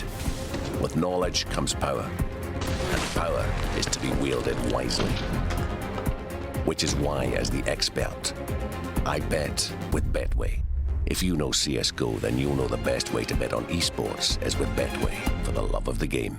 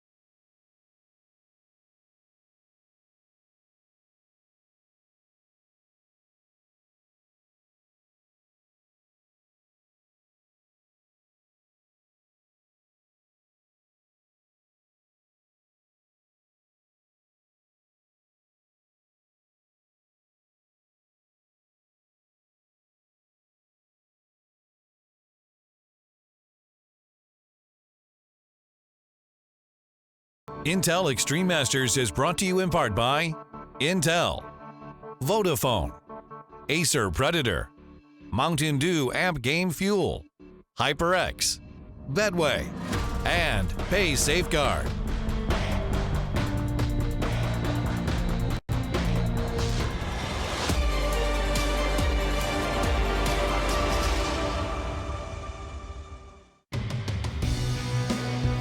Getting a little dark outside and also dark here in the dreams of the ninjas in pajamas. And for everything considered and all of the numbers accounted for, it looks as though roughly 36 minutes exactly is just how long that map took there. Astralis doing it in convincing fashion, and I think a man by the name of Sean Gares coined it just right when he said in a tweet. Good guy Astralis, making sure these 5 individuals in pajamas get to bed at a decent time. Yeah, that's a nice thing for him to do. We were worried about the T side of Astralis coming into this, right? We were concerned. I guess there's one way to work out not having to play too many T rounds, and that's by getting 15 straight on your CT side. We knew their CT side was good. They haven't actually, been able to solve the factor of, oh, is their T side good or not? Because they only needed to win 1 round. Yeah, that was crazy by Astralis. The pace they came out with on the CT side, the aggression they came out with on the CT side, everything just clicked apart. Yeah, and everything clicking is not going to bode well for anyone stacked up against Astralis. Chad, I know you've got something put together for us. Just go ahead and paint us a picture. Well, we had Get right, talking about wanting to play aggressive, chaotic Counter-Strike. It was actually the change from Astralis that I really like. Normally, they're very methodical. They take their time. This is a clutch situation from Xyp9x where he is hyper-aggressive. We'll start playing this one out. The first thing we're going to do is we're going to focus here, where Xyp9x in transition is going to take a real advantage of this chaotic round. He's going to jump up on the box. He's going to get a free kill in this one. The camera angle is going to change, and now we're going to find ourselves in a position where I just want to pause it right about here. We just missed that flash go off. I want you to focus on this flash coming in from Xyp9x. It's landing right here, which has drawn the attention of both of these players to look towards his position, which has given Dupree a chance to swing. He's not going to get a chance to get a kill. He's actually going to fall, but Xyp9x just continues to fight.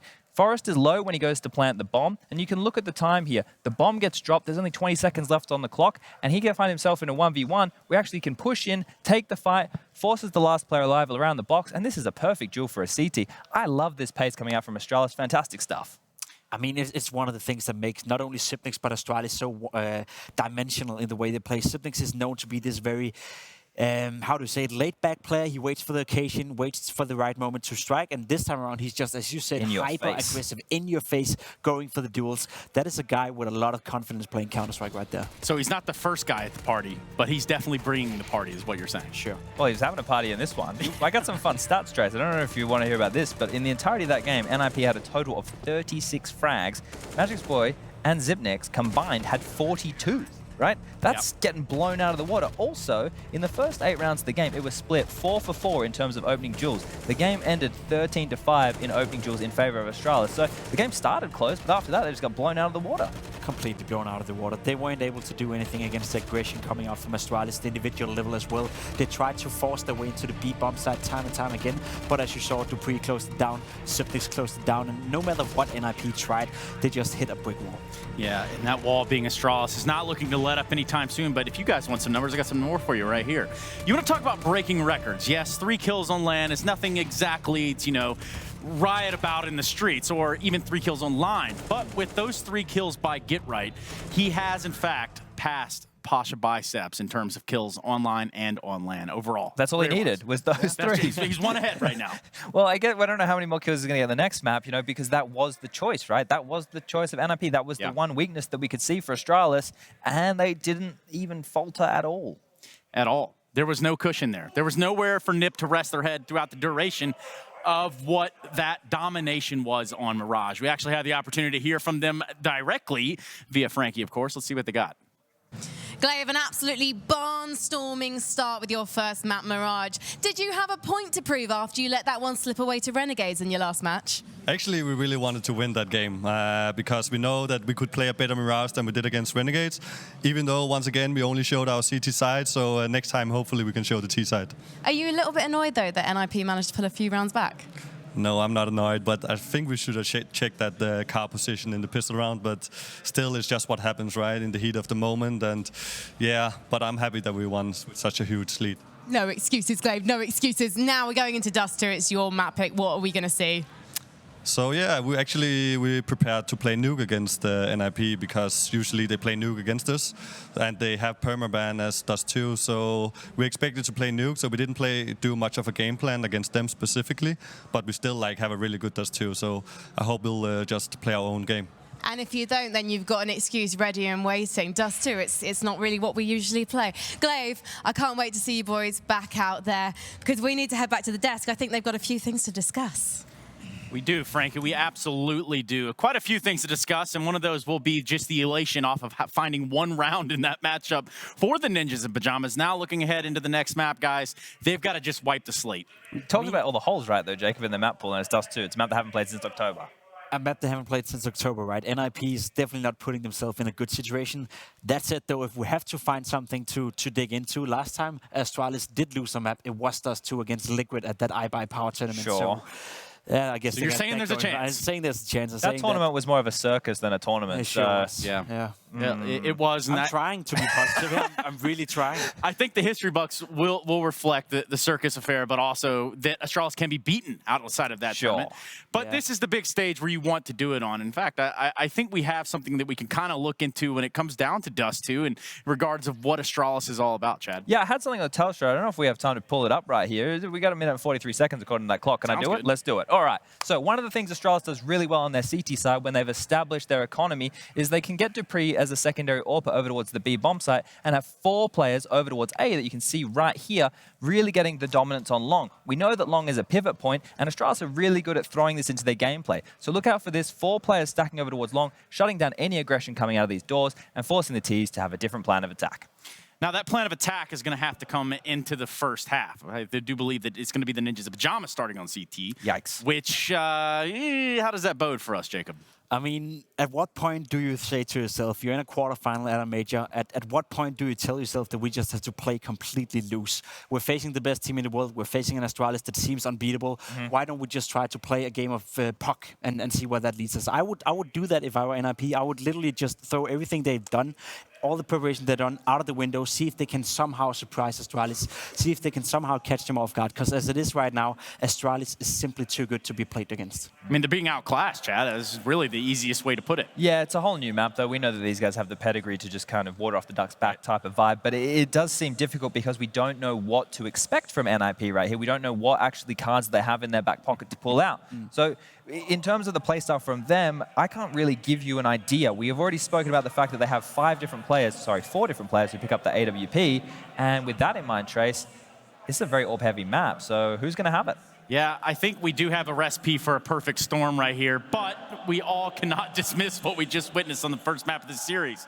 Get Right going to have to step it up in a big way here if he wants to compete with the likes of Astralis, because for what it's worth now, this is the only map left between them and elimination. The Ninjas of Pajamas fans in the crowd now alongside of the Astralis fans.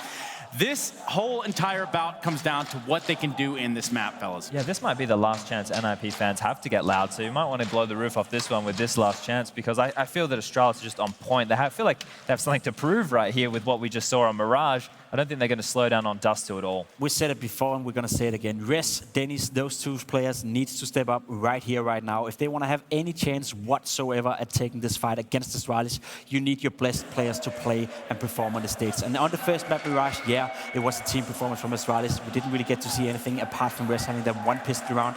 We need the best players. We need the best from NIP to come out of them. Otherwise, it's going to be another landslide by Astralis, and nobody wants to see that. Nobody is in the mood for a landslide, much less a landslide overall, especially here when we're talking about the Ninjas of Pajamas. A pedigree, as Chad said, that could rival the best of the best, and right now they're stacked up against them. Astralis being the big favorite for coming out and coming on top of this entire thing. As the victor, now have to push NIP to the edge again. It's going to be Dust 2 right now in the Spodek. I need you to make some more noise because it is time for the second map of this series. Vince Hill and Jason Moses O'Toole. You do love to hear them, and you're going to be hearing them all map long. Take it away, fellas. Thank you, Trace. Yes, the second map in this series at NIP, they must get out to a quick start. This is no joke. Astralis, you thought they were good at Mirage, getting out to that 15-0 lead. They are phenomenal on Dust 2 as well, one of the deepest map pools we have in the game. And NIP, this is tournament life on the line. This is where they need the veterans to stand tall. lead by example. The good news for Nip, at least, is they're on the CT side. This is where didn't really get to see much from them on Mirage. Dust 2, a much more even map, though, it has to be said. You can get a lot of success on the T side of the map. Dennis, in the meanwhile, though, flashbang down into mid, actually hits Magus, but still comes out ahead with the Glock, and that opens up business on Catwalk side. Lekro's about to get tested by multiple Ts, but he's whiffed all his bullets, and it's going to cost him his life. They needed him to hold on desperately.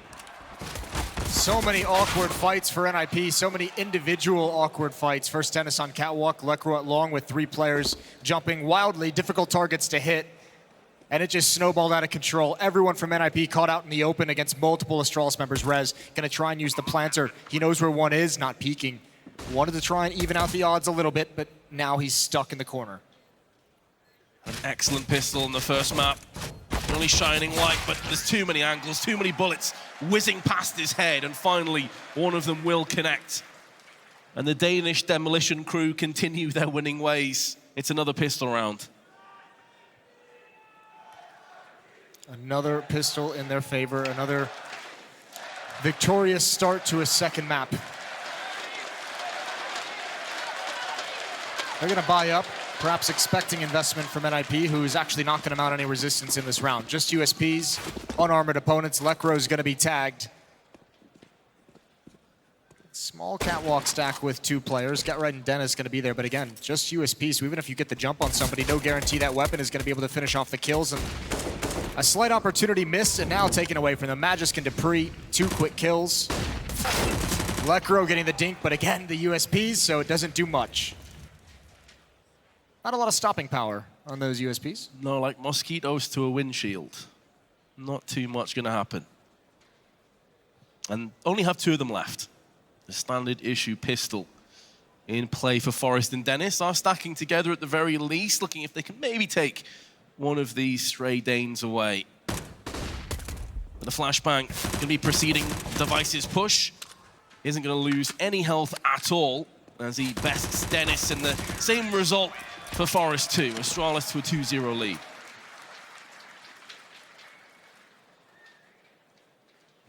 Well, that was pretty quick and clinical. Now we get into the rifles. Now we have the AUGs being brought out on Dennis and Lekro and Rez.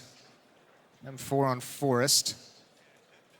So they'll be able to mount some defense, missing out on utility. 1 kid on Get Right, who's got Smoke Flash, Molotov on Rez, but their utility is nothing to be too happy about. And tough part as well, with only 1 flashbang, not a whole lot of ways to put your teammates in position to be aggressive, and Device is now 2 for 2 on the scout tags crossing mid. Yeah, that's going to put a couple players in the range now with the UMPs as well, up close. Molotov onto Catwalk.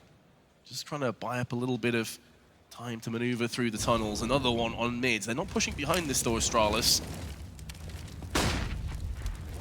There's only 1 smoke left already for Nip though, and a flashbang. So little to fend them off, and they've thrown the smoke on short. It's going to be a B hit. Can Rez hold on with the AUG? So far, so good. He's got 1, but he's dropped to 24, and Magisk will finish off the rest. Double entries onto B, and that should be the round following. It's so tough when you're in that position, and you get the 1 kill as Rez, but the Molotov is really restricting your movement, and it's a perfect for Magisk, who knows exactly where to aim as he swings wide.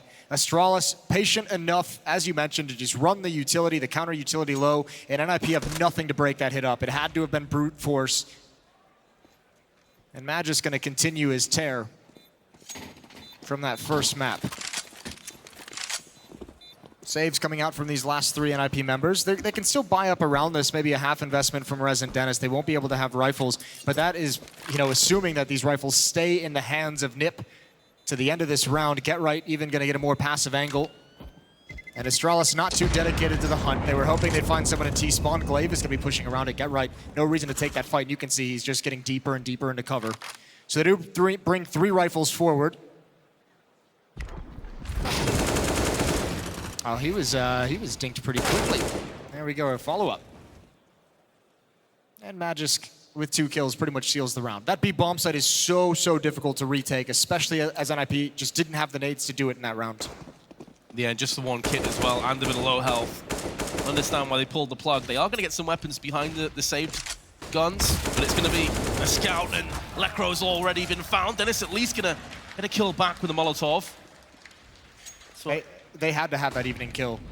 Yeah, they needed to find that frag. It's a bit of a stalemate on Long, but Magisk has now opened his account once more. The player that was reaping kills left and right in the first map is maybe going to pick up 2 in this. Forrest says no. Slaps him down. Going to be tested again. Flashbang has cleared. Forrest comes out. That's what Nip are looking for. They need Forrest to shine. Bomb's been dropped pre-fire. Not quite enough to claim Glaive, but Forrest, 3 separate duels going his way. And Nip finally has something to cheer about. That was all on Forrest. He was exposed from middle as well. If Astralis had been aggressive there, even when he gets that kill in a Magisk, still has to hold on for so long. Those are the fights that he's gonna love. Those short to mid-range fights, one-on-one, no chance of trades, which is rare to see out of Astralis, and Forrest makes the most of that chance. But now they must build upon it. Gonna reset that losing bonus. They must win this round. And Device has the AWP in his hands. Oh, and Forrest has been smacked up down to 13. Gonna put him on the back foot. He is one of the B players. Get right in the meanwhile, trying to apply some pressure on Long.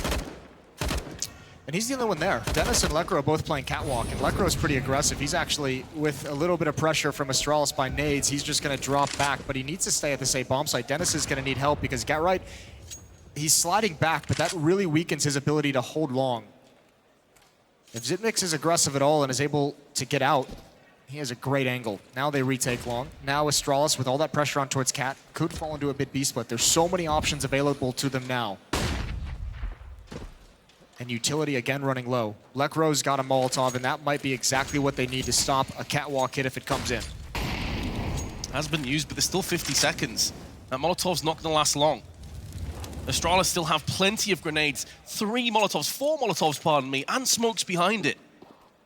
This is looking dire for Nip. The only good news is time is starting to dwindle. They're going to have to play off that. They need kills to come in right here, right now. And the smoke's been deployed to CT. It's now a 2-angled attack, and Glaive is the first to strike.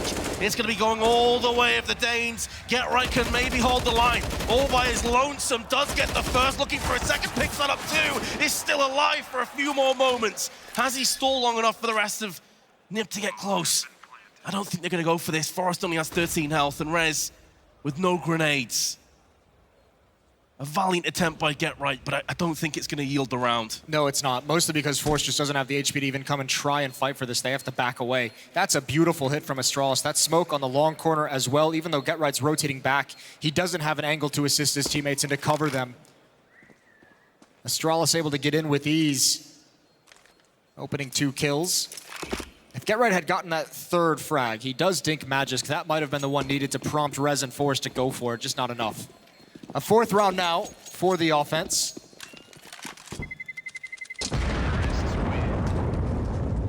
Money on NIP not looking great. Gatright can still buy an Augur and M4 with armor, so they might actually invest around this. It wouldn't be the worst decision in the world. Especially as the alternative would be tapping out and allowing Astralis to get even more of a stranglehold. We saw what they did on Mirage. Given an opportunity, they ran with it. So Nip will be force buying. Here is the players that unfolded. It looked like it could be Gatright to dig them out of the ditch, but not quite. Let's move through to round 6 then. Device still has his AWP. And Glaive making inroads out on Long. Nip haven't been able to really cover this too well. They've had a couple of avenge kills, but not much else going their way when it came to long array side. Already so much ground has been taken here, Jason. Molotov's whiff, though. Yeah, no one's there at car, so shouldn't be too much of a danger for Astralis, but here we go. The desk highlighted this exact play. 4 players out long for Astralis, Dupree waiting in upper dark. Over towards that B bomb site. Glaive actually going to fall back. And Astralis at the moment content to have control of long. It's a lot of time that Device has to peer up into this A bomb site. Dennis going to go for the peek now just as Device gives up the angle. Maybe unfortunate timing, but this is a defense of the A site that's really consolidated on catwalk. I think a lot of that was off the back of the smoke on Xbox. They're not sure if they're pushing up mid. Get Right's been forced out. Dennis, with just a scout in his hands, he's going to need to land headshots, going to need to perforate. And Dennis is going to go down without much of a fight alongside Lekro. Rotation from Get Right into long, but the battle has been lost on A. Get Right may get the better of Device, but doesn't want to overextend. They need to hold on to these guns. You have to imagine Astralis knows the money situation so well, and just says, okay, the two B players saved their guns, so let's not even mess with them. Let's not even go to that side of the map. Let's attack long where we know they've been weakened, where even if they are able to buy or drop some guns over, there might not be the nades to stop this. And obviously going up against a scout and a pistol, NIP has only one real option left when those two players go down. Astralis really exploiting the economy of NIP at this point.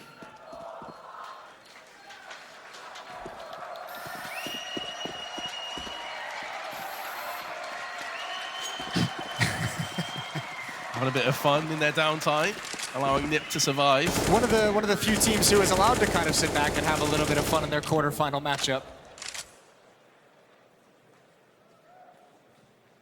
So Nip with another save. Can they feasibly go for anything? Not really.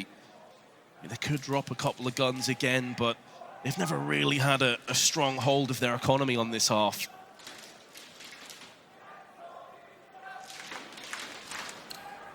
Looks like they are going to be tapping out of this one. So just the two nades to play with. They do have some firepower, but Astralis have been choking them time and time again. And this time, Force and Rez play over towards long. Exactly where Astralis attacked last time, but Astralis have changed up their point of attack. Again, this three-man thrust. Magus, Dupree, and Device, with Device providing cover with that AWP. They're going to find Lekro with just a USP. Get Right's going to be there, but he's out of the double doors. He can't fight for this. His teammate has gone down too fast, so that's going to be frustrating for Lekro and frustrating for NIP. Trying to shuffle and change this defensive look so they can have their weapons to properly defend, and Astralis has the perfect call for it. Get Right, gonna try and do some sneaky plays. It's not gonna work. Dupree looking for just that. Astralis have everything covered. Red's gonna find Glaive, but there is so much money. It's gonna be easy to replenish that fallen gun. It was worth the pursuit of taking a rifle away from NIP. Meanwhile, that does put an AK in Dennis's hands, but Astralis, they're gonna be 6-1 in the lead. And when you got battered on the first map and you're starting to get pretty battered here on Dust 2, at least to open things up in the first stages of this half, even just saving an AK-47 isn't going to make you very happy. Astralis now have the money saved up to actually go for some of these guns. Zipnik's going to lead the way. Great pop flash from Rez, or I mean, excuse me, from Zipnik's teammate to get Rez. I don't think it necessarily blinded him, but it made him look away. Force muscled onto this AWP, spamming through. Somehow he's dodging those bullets. And there's the timer right at the end. The AWP and the AK-47 brought into the next round, and NIP must buy here, and they must start mounting a defense. Yeah, they played passively in the last round. It has to pay off for them now. Way more grenades. It's been a consistent pain in the backside for the Swedes. What can they do with it, though? They're tossing a lot of these grenades out early on. Device not able to consistently tag through the doors. He was doing it with the scout, but not the AWP. So Dennis close up to provide cover for Force with that AWP. You would imagine is going to stay aggressive and try and find a pick towards top mid or at those double doors, but the flashbangs are just too good. Dennis completely blind, and now he can't go for the retake, but he throws out his own flashbang that actually pulls Device off, and Device didn't see that one. Force trying to step up, trying to remain aggressive and have an impact. He's at least brought this into a 4-on-4, but he wants another one. It's not going to happen. Very risky play there, Moses. That might be a sign of desperation of when you're trying to do a little bit too much because you can just feel like you need something. And it's hard to blame him after that first map. There's Lekro.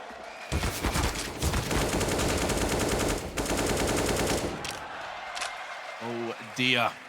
From bad to worse for NIP. Get Right and Rez gonna have to stand very tall and deliver something special if they're going to pick up their second round here.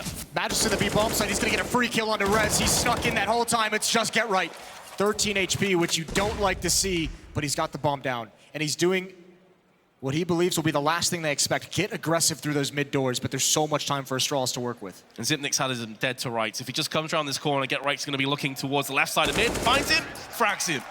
Astralis 7-1. Commanding lead once again.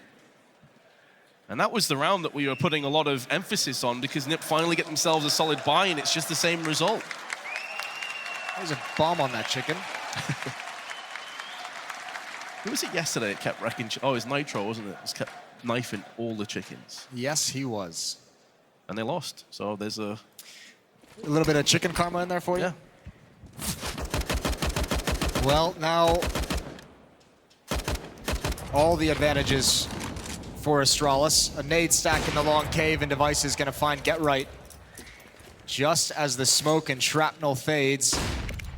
And Astralis starting to pick up the pace, feeling comfortable. Molotov going to force that Deagle to fight in an awkward position, and A is open.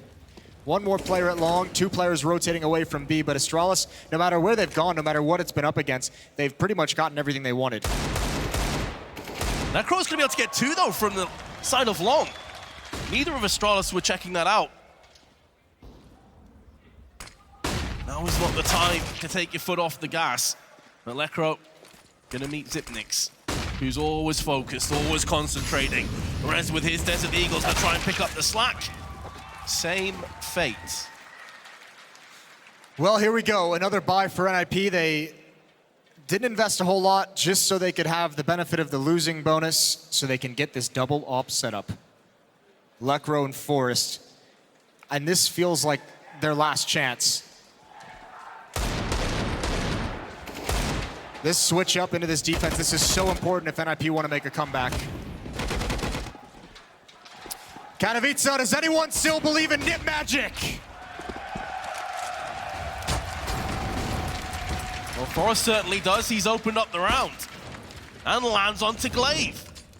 So early damage, certainly in favor of the Swedes, but can they capitalize? It's consistent theme, the same on Mirage. They get the first pick and it just slips away. They need to grab onto this with both hands. The nice thing, obviously, that follow-up tag from Forrest. Glaive down so low, he might be forced to chill a little bit, and Forrest doing it all. Remember, he's responsible for their single round win as well. And now the op is ringing true, and he's being very aggressive and very mobile on this map, trying to rotate into the point of contact. The double op's now working wonders as Lekro adds on top of it. This finds Glaive. Is it going to be the clean sweep, build a bit of confidence? Yes, it is. NIP, welcome back. 3 kills for the 2 AWPs they picked up. That's brilliant. And all 5 players surviving, that's even more so. Something perhaps for NIP to build upon. They hadn't gone for those aggressive peaks this whole half, and Forrest is going to get some nice ones. It's a kind of clean round that can build confidence to it, can inspire. It can open up the playbook as well if they choose to be aggressive, but with this double op, you still want the ops to be the first thing making contact for NIP. Dennis around the edge of the smoke, he's got to be careful. They're spamming through, a counter flash comes out, he's going to go right back in. That flashbang blinds Get Right, but allows him to get position. They're taking so much damage, but they're winning these fights until just now. Get Right, the last man standing. Magisk was burning, he puts out a smoke. There's no one to help Get Right, he's all on his own. And he missed a chance for one more. Magisk has to let Device take control of this situation. He's still holding on to Pit. Get Right's going to take the initiative, change his position. Still 75 health, so he's got plenty of HP in his back pocket to try and trade off against these 2 players. But Astralis realizing that it's a 3-on-3 and there's still plenty of the map at their disposal, going to back the bomb out of there, leaving Magisk all alone. This could catch Get Right off guard. I believe he heard the footsteps. There's the flashback. So well played from Astralis. Gives them the player advantage, and NIP on the back foot once again. Oh dear, Rez. He might want to fall back. He's going to go for the fight. He finds Dupree. That play from Astralis, leaving Magisk at long, falling back and tossing the flashbang from Device. That might have been one of the most beautiful plays I've seen in any of these quarterfinals. That is so smart from Astralis. Rez needs to hold on to the B bomb site, but he's only got Device to challenge him, and that's a nasty angle for the AUG. Magisk with low HP. He was hoping Device could open things up. He's going to grab an AK-47 and go for it, but it looks like NIP is going to get up to 3 rounds on Dust 2. The footsteps have been heard. The utility gives it away even more. And he's not even going to check the car. Rez, 3 kills in the round, and NIP, a little bit more hope building. It's 2 in a row, additionally, for NIP, and that's going to put Astralis into a bit of a sticky situation. As Device down to 3.5k, everyone else can afford. This is where they can start to break that economy down into bite-sized pieces. Landing shots that previously they wouldn't have. Another timeout has been called.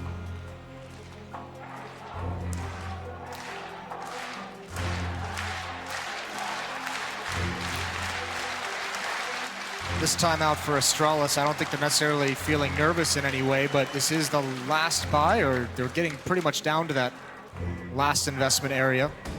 3 players below at $300 or less.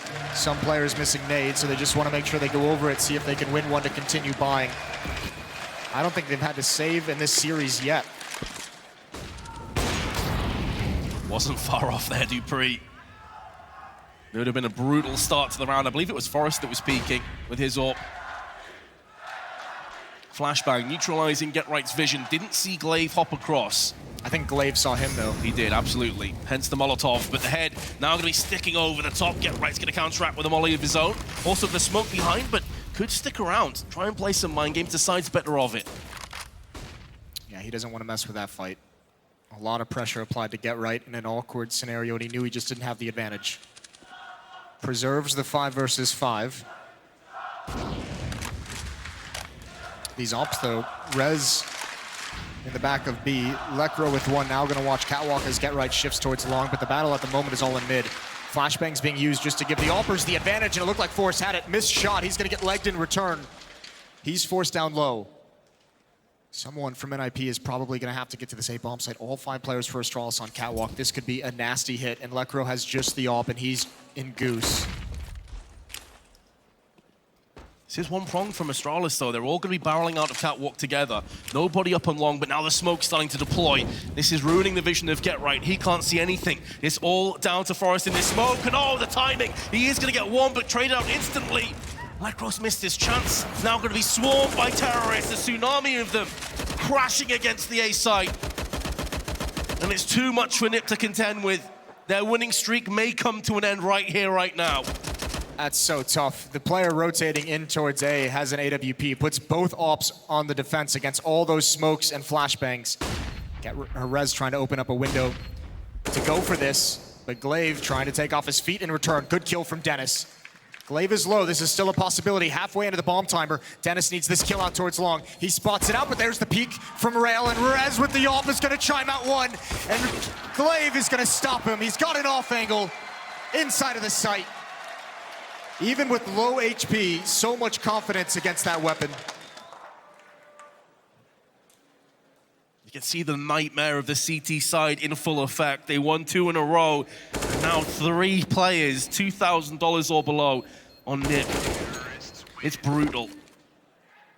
Really is tough. I mean, those heavy attacks from Astralis up Catwalk have been so successful for him. The initial players have not really been able to string any multi-kill rounds to slow down the hit onto the bomb site, to allow players to rotate over, even the long player falling back. Not able to really help out in a lot of those scenarios.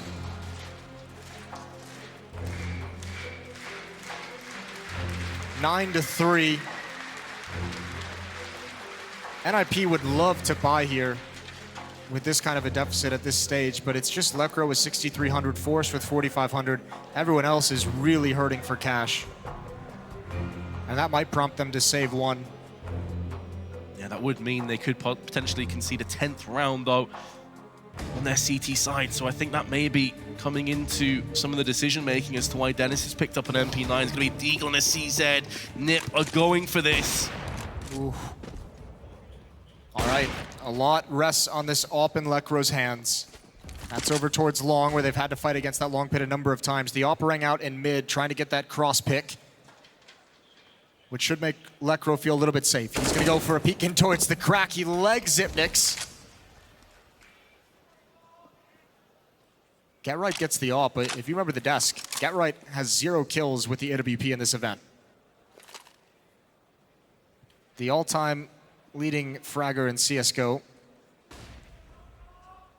Now trying to get it done with the AWP.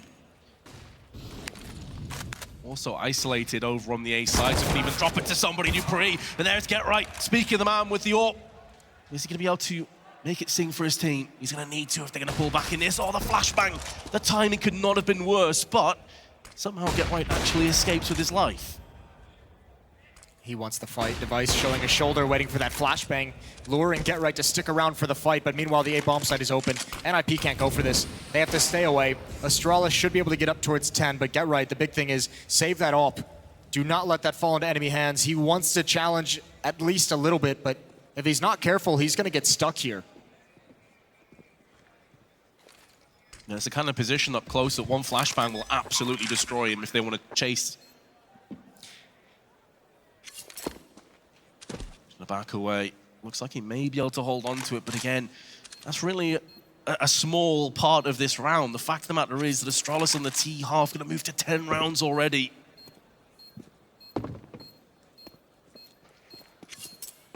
MP9 save, not fantastic. They at least have a couple of sidearms they can drop across to Lekro and Forest. I'm really trying to look at the positives here, Jason, but the fact of the matter is that Astralis, they're dumbstering Nip again. Yeah, there's not a whole lot of positives to take away from it. Either way, NIP, if you're thinking in their perspective right now, they'd be happy to get out of this game with 5 rounds. 5 to 10 going into the second half. They would take that any day of the week at this point. Still going to be tough for them to get there with just these 3 weapons. As you said, can drop a CZ and a Deagle over. And can buy what they can in this round, and you can see they need the rounds. So they are going to reinvest into it. UMP on Get Right, Deagle on Rez. Lekro has that AWP, Forrest a Scout.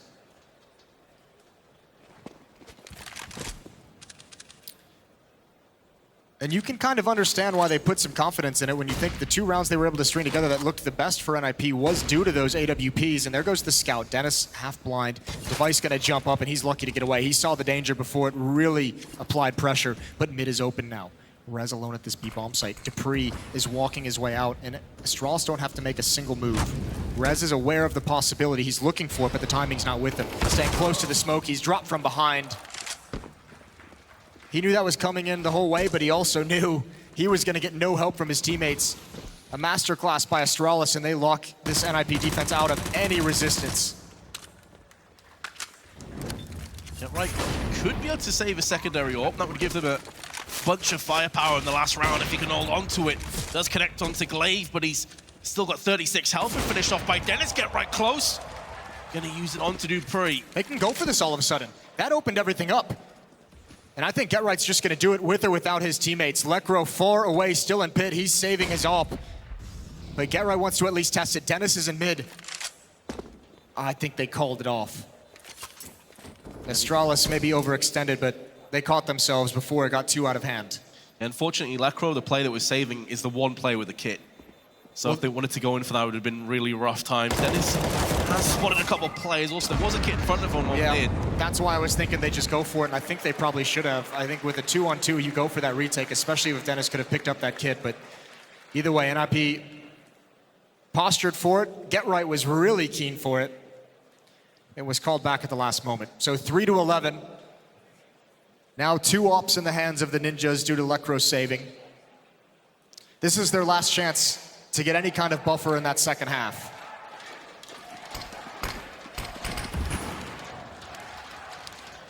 Oh, and Device is taking it away from Forest. The nightmare starts. Or continues. Oh dear, both AWPs have been nullified. Rez still has one in his hands. Has picked up one. Oh, Dupree switching to the grenade. Worst possible moment for him. And that is going to yield a kill for Dennis. A 2-on-2, one of the best chances that Nip have had in recent rounds. Need Rez and Dennis to chime together and somehow pull this off. They're against Zipnix and Glaive, 2 phenomenal clutch players. I think the tough part is NIP has no clue where Astralis is right now, and someone's going to have to get aggressive and find it out. Dennis going up catwalk, he's taking control of mid. Maybe a chance to stop this cross, but Rez gives it up. Gives up the angle with the AWP. And actually, Dennis, he might not have known it, but Glaive was very exposed out on Catwalk.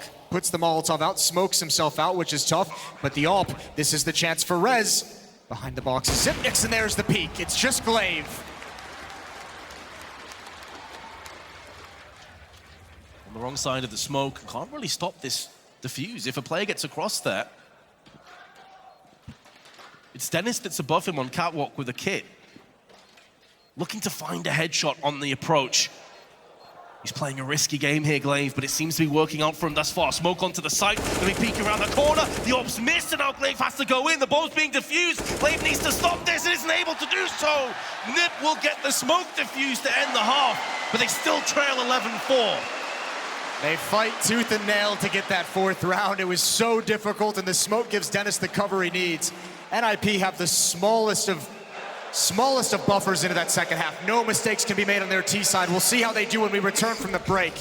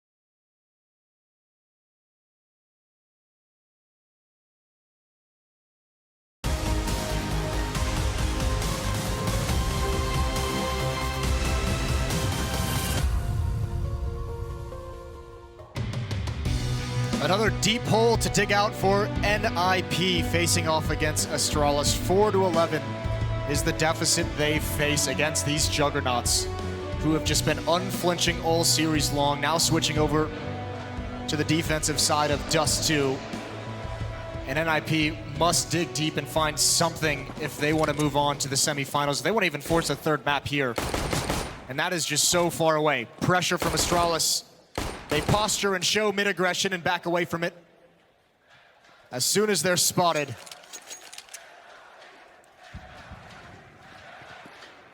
So much on the line, so much history. Not just Counter-Strike, but the Intel Extreme Masters.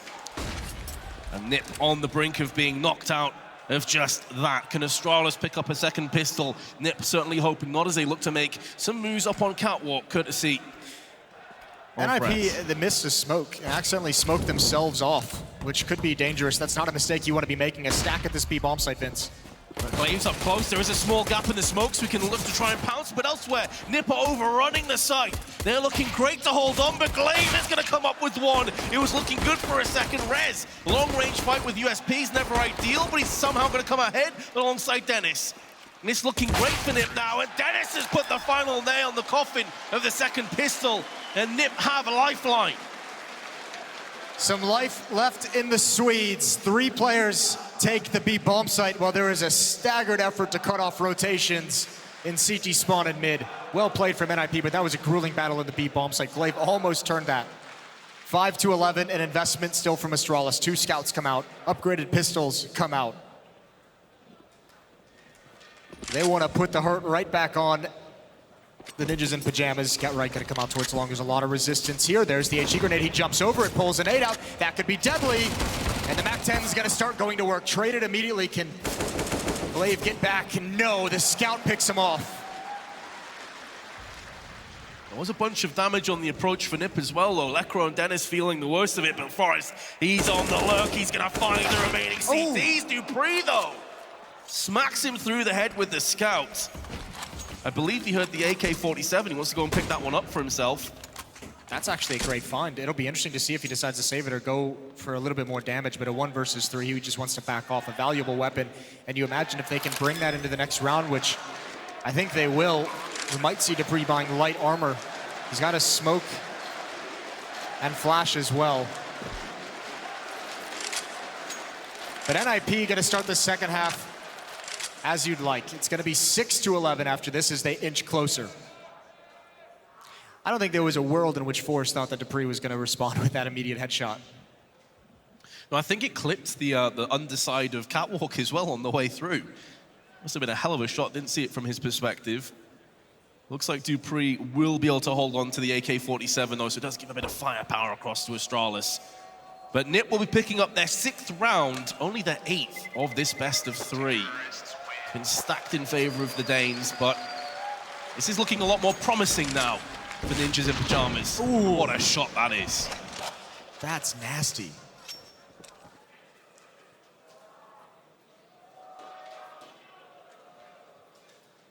So, light armor is picked up by Dupree. He's got the 1 AK. And even though it's overwhelming firepower for the ninjas with 2 AKs, 2 MAC-10s, and a scout, that AK-47 on Dupree, you know it can be deadly. Dennis looks like he wants to get out mid quick. He's got Zipnix to his right. Again, a sole AK-47 on its own in middle. Gotta be careful. Wants to cut off. He hears the footsteps from Glaive. Gets a chance. There's Zipnix, and he's gonna continue the spray. Doesn't find it as he disappears in the smoke, but now he knows. All 3 players in mid, but that AK-47, they can save that as well. That would be a great help to their economy, and Dupree's gonna cover the retreat. This is actually not too shabby for Astralis. Yeah, even though they're gonna concede the rounds, they're taking consistent damage across the Nip and saving guns. Well, these 2 free rifles going into their first buy, that can help them so much moving forward. If they happen to lose that, they'll still have plenty of money. That'll help them keep AWPs in their hands if they need, although Rez, he spotted this AK, and Dupree initially looked like he wanted to stick around for the fight, but just enough to keep Rez at bay. Now he's gonna back off. Smart play from Dupree, prioritizing the weapon. Oh, Device is definitely gonna be able to save his. And Dupree is gonna be just fine. Forrest is the closest player, but he's going towards the long A side. So it is gonna be 2 saved AKs. And now Astralis is gonna be able to put some guns behind it. We're expecting to see Device with an AWP. And he has pulled the trigger on just that. But look at what these weapons have afforded. Dupree, because he saved the AK-47 for 2 rounds now, he's got 4,200 in the bank. Magic's 2,250. That's massive. That means even if they lose the AWP, they can still rebuy one essentially for free because of that AK-47. Or I guess maybe half off. Device in mid. Off angle towards the base of Catwalk, peering up over the smoke. He's got Dupree close up. Remember, Dennis played that position earlier, and Astralis blinded him and destroyed him. The flashbang doesn't work as well for the ninjas, and dupreeh gets that kill. Able to maintain most of his health and put the smoke down as well. Zipnik's in a duel to the death with Rez, comes out second best. Nade damage inflicted to Forest, but it's not too bad. NIP able to stabilize. Oh, Glaive peeks out with the smoke. Uncharacteristic mistake. Will be punished. Device left alone in the site at A. dupreeh is creeping up that spawn ramp to try and help out at long so that no one can turn the corner. That allows Device to focus solely on this one choke point. A minute left for NIP to play with, depending on how they want to readjust, and a big kill for Get Right. Waiting patiently, Device forced out, he's fighting in flames. And there's Get Right again, chiming in for a third. And Magisk, all alone coming from the B-bomb site. Lekro's gonna finish it off. NIP still in this, and Get Right now getting the crowd on their feet. Got a game on our hands, ladies and gentlemen. The ninjas will not be squashed just yet.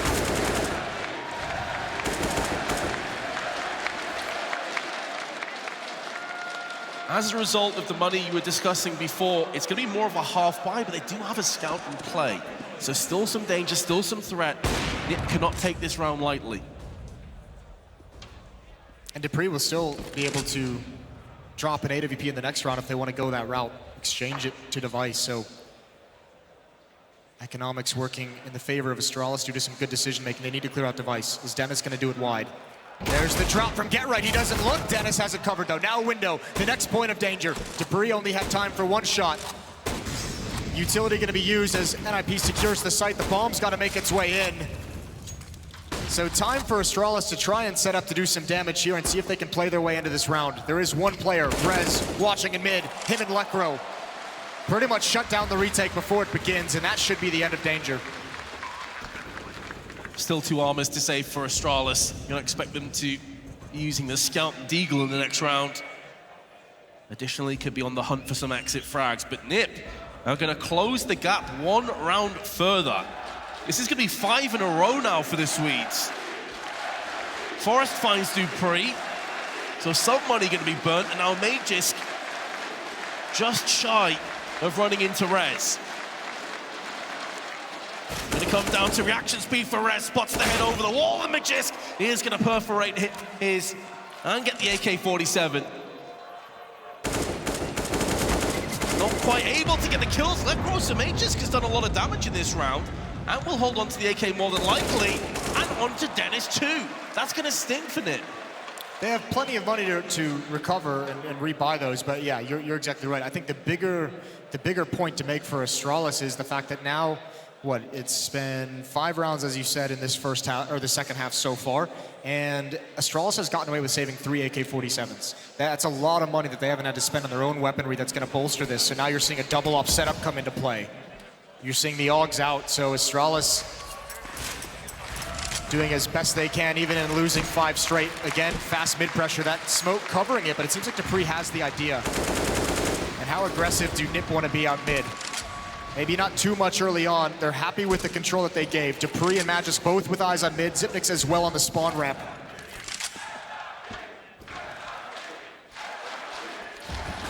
That smoke is going to keep their attention a little bit further, which is going to give NIP time to clear out Catwalk. Nade is there to greet them as Nip looking to procure a path on the way to A. Dennis lining up the smoke. Just popped down on the CT side. There is a player there. Currently throwing up the Molotov. Gonna stall a little while longer. So Astralis doing a pretty solid job with their counter nades, and Lekro peeks 1 too many times. Second Molotov there to greet them. And with Lekro's death, they can't be sure now that Astralis won't try and play some aggressive flank behind them. So Nip are caught, clumped up on Catwalk, just a 1 player on long. And it's going to come down to Get Right. He could have the biggest impact in this. We know he's a master of lurking, a master of picking his moment. And look at the stall tactics from Astralis. They're playing this so perfectly. NIP might be forced to go through these smokes. Get Right's going to give up his stance on long. Forrest going to cover the bomb site, waiting for that peek from Zipnik. It's not coming because Device is covering the angle at Core, and he's got the first kill. Now Zipnik's pounce. Now he does so well. And again, just buying time. Doesn't need to take the fight. He's got the off, and he's gotten his teammates. And now he's going to clean him up. 15 seconds left. Device puts Astralis on the board for the first time in this second half. The comeback derailed for the time being. Rez just 2.4K. Dennis 3.2K. They're going to be able to drop. But all of the consecutive rounds now going to be nullified to an extent. But Astralis regained a 3-round lead. Exquisite work from Astralis. I mean, honestly, the MVP of that round was just the grenades.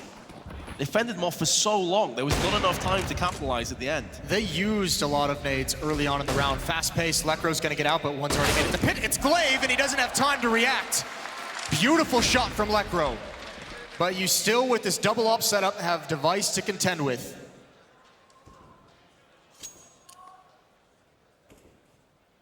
Positioned at the back of the site now, looking down long, peering, using that crosshair, hoping that someone peeks him. There's gonna be a smoke though instead. He's expecting and anticipating some flashbangs. There's actually a gap in this though. So Nip gonna back away. They don't even want to try. They know that Astralis will have an open play. And well, that's why. They didn't want to peek earlier because Get Right has been destroyed. And all of the positives that they had with the first kill going their way on long have now been somewhat mitigated. All they have is this long attack, really. Lekro and Rez are here with Forrest, who's in the pit. Dennis is guarding mid. He's in lower dark. Trying to find a timing on these rotations to pounce, and he might have it. Magisk has gone deeper in towards CT spawn, and Dennis now a real chance. As attention is being pulled away, it's perfect. He gets the kill, the headshot from the back. Device has to do more. Zipnix is going to drop away from Catwalk, but Device still with the off angle. Forrest is watching all along, and NIP going to get into the bomb site. Zipnix, the last line of defense, going to wait for the smoke. There's no one watching alongside. Could get the drop on the first player. It's going to be a spray down, but it's not going to go the way of Astralis. Dupree wants to hold on to this AWP for dear life, and the Ninjas will move to 10 rounds. You have to admire the resilience of NIP to stay in this fight. 16-2 on the first map they lost. Down 11-4 at half. And never giving up. NIP gonna find themselves in this game. Astralis gonna be able to have one more buy. And Dupree saving that off, it'll be a powerful one. Everything Astralis has will go into this round, and it's the best chance that NIP has had. If they can break Astralis here, they can tie this game up. Lightning fast entry frag onto long. It was looking a little bit ominous for a while when Device got that pick onto Get Right, but they've managed to stabilize. And our timeout will be called. Try and rummage together some ideas of how Astralis can bounce back. And they could afford a buy here, but instead they're going to play it a little bit more passively for the time being, playing for the longer haul. It's going to be some drop pistols. I don't think they ever want to be, the theory behind this is you imagine that Astralis is just saying, we don't ever want to be in a situation where NIP can gain the lead when we have nothing to fight with. So Deagles, the 3 P250s, the AWP on Dupree is what they'll bring into the round. Still dangerous. And they're just signaling to NIP, if you want to tie up the score, you're going to have to work hard for it. Astralis' economy game, economy management has been phenomenal in this map. Yeah, plus we've seen the importance of their counter nades. They wouldn't have had a fantastic helping of grenades if they'd gone in for a force here. Dupree's gonna get boosted up. There is a grenade coming over. It chunks Zipnix. Gonna be feeling that for a few rounds to come. NIP's gonna need a flashbang here. Are they gonna do it? Dupree will have a chance to get one, and they don't think they'll be able to respond. There's the flashbang. Oh, he falls off the stack. Perhaps miscommunication between Dupree and Zipnix, but it looked like Zipnix wanted nothing to do with that attack on Catwalk, and Dupree did. Not able to retrieve the AWP either on his way out, so that's just on the floor now. By and large wasted. Nip don't want to pick that up. Keep some AKs, keep the mobility. Zipnix gonna use that smoke. Wrong side of it from Nip's perspective, but only able to get one. Not gonna be connecting the dots. And with his death, the A site will follow.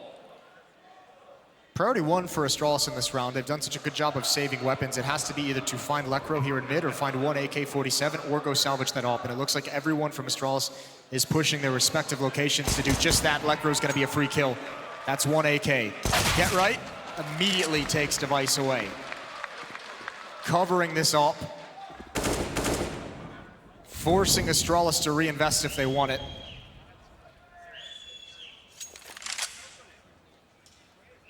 Well, Glaive will be very happy with taking an AK out of the round. Magisk still has Kevlar.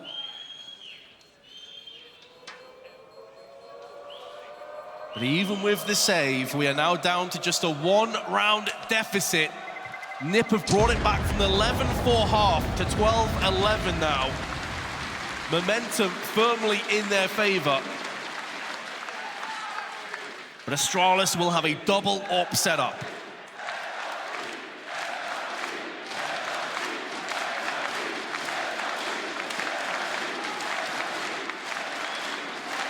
The double op setup, which is so intimidating, which has been tough to defeat, but not in this half. I mean, it's been 7-1 for NIP since they switched over to the T side. This has been a phenomenal comeback for the Swedes. Starting to feel it just a little bit. Everyone's had their time, a very spread effort. No one individual carrying them to this point. Much more passive from NIP, not pressuring down mid. Shot through the doors is going to give Dupree the confidence to take that angle. Flashbang comes out and he's almost eliminated. Spam from Dennis actually hits Device. Both the ops were in mid. Warning shot's going to force Lekro back in the B tunnels. A heavy lean for this defense towards the A side of the map. Damaging grenades being traded from the two teams. Another smoke deployed in the B entrance. It's gonna keep Nip on the back foot for the time being. They can't really afford to push through this. Magisk is holding it alone, but there's no way for Nip to know at this stage. They can try and draw out some more grenades, but Astralis, again, they've been so good at keeping on top of having as many nades as possible going into the latter stages of the rounds. NIP applied enough pressure to B to make Astralis feel like a mid to B split was very, very possible. Glaive just holding onto this smoke. They're gonna have to go through it. A great duel, a great win for Lekro. That might open everything up. It's pulled the rotation. Glaive is exposed out in the open and so is Device. Misses that shot. He's gotta fall back now. 20 seconds to go. Molotov's been put onto the site. This is gonna stall the plant, but a smoke has been there to neutralize it. Zipnix can see heads protruding over the sides. Gonna get one, looking for a second. Gets the spray on to get right as well. NIP desperately need to hold on to this round, but Astralis now have the player advantage. Forrest has been found wanting. Rez trying to spray as best as he can. He's not sure where the remaining CTs are at. Whipping bullets left and right of both Zipnix and Rez. And finally, Device is going to make this retake a reality. And enough time for the defuse. Astralis get it done. What a beautiful round from Zipnix. NIP had the players in position to stop that exactly and just weren't able to do it. The Allgring's out. And no, it's not a 1vx situation, but Zipnix is still clutch as hell. He tears NIP apart in the post plant. All the advantages. And Astralis able to secure a win that lets them continue to invest into this half. 13-11 now, a 2-round lead. It's NIP now on the back foot, running out of money. Oh God, this is so fast though. Are they going to expect it? Device isn't. Neither is Zipnix. That is so fast. No chance to respond. No idea it's coming, and Dennis hits like a truck. Desolation from Dennis. A site falls. What a response to a brutal retake loss. Glaive, though, going to keep the dream alive. Still plenty of grenades for Astralis. They can go for this, Vince. They really can. Look at that grenade damage as well. It chunks Forrest. He's down to 50. But there's Forrest. Answers back, picking shrapnel out of his teeth. Silences Glaives, eviscerates the retake, and Nip will draw 1 round closer again. Yeah, Astralis forced away, not a lot of money. Devices on nothing. They've played it conservative with their economy. It'll be interesting to see what they do. You imagine it's going to be another small investment of pistols. They don't want NIP to take everything away. Not going into round 26. This crowd wants a third map, NIP wants a third map, and they want to take these guns away. Here's Dennis, and he's not being covered. He gets the ult out of his hands, and Magisk just distracted for a moment. It's only the AUG they can bring forward, and certainly now it's going to be a save. NIP has responded to every challenge, every obstacle placed in front of them, keeping this close down the stretch. What a courageous call as well after losing a retake to say, Dennis, push. This one's on you, this one's on you, baby. Yep. What a round. And one of the few times it feels like Astralis just wasn't ready for what NIP was showing him. Third timeout used by Astralis. And they are gonna buy into this. Buy with everything they've got. It's not pretty. SMGs, a CZ on Glaive, a Scout on Device. So much hangs in the balance here. Forrest, oh, just spotted the player peeking down the bottom side, but this time it's Rez. He's going to be the aggressor. He is expecting a flashback potentially. It never came. So free kill for Magisk, and now it's Astralis' turn to dish the damage and repel the push. This is going to open the map up as well, and you can see that's exactly what dupreeh realizes. He's pushing to upper dark. Two players go down at long. They've spotted two in mid, and they've no force as far back in T-spawn. dupreeh could ruin everything. And Astralis, when they have these buys, they take chances, and this one might pay off massively. NIP, even though it's a 3-on-4, they have all the nades. They have everything they want to get back into this in dupreeh. He can get so much information. When he starts turning this corner, he can send Zipnix and tell him long is clear. You can fall back. You can start to centralize. NIP need to make a decision. They need to make it soon. Device is watching, and he's down. He's down for the fight. That's going to open up NIP's path. That's going to allow them the escape out of the potential danger of the flank. But Glaive gets one from behind. That will keep Nip honest at this stage. Astralis have the player advantage. Lekro's going to try and take the initiative. He's going to push in, but it's the MP9. He's up against dupreeh. Still gets the kill. 50% health remaining intact. Astralis positioning for a potential retake. Glaive's going to come in now from the backside of tunnels. Force has to have heard this. Yeah, he hears it. This is big. Molotov in, Zipnix out. Glaive looking to extinguish this round. Try and take the bomb away. His position is now compromised, and Nip have drawn us even. The first map may have been a dud, but this one is delivering. For the first time in this series, NIP have gained control of the match. Astralis, everything they had went into it.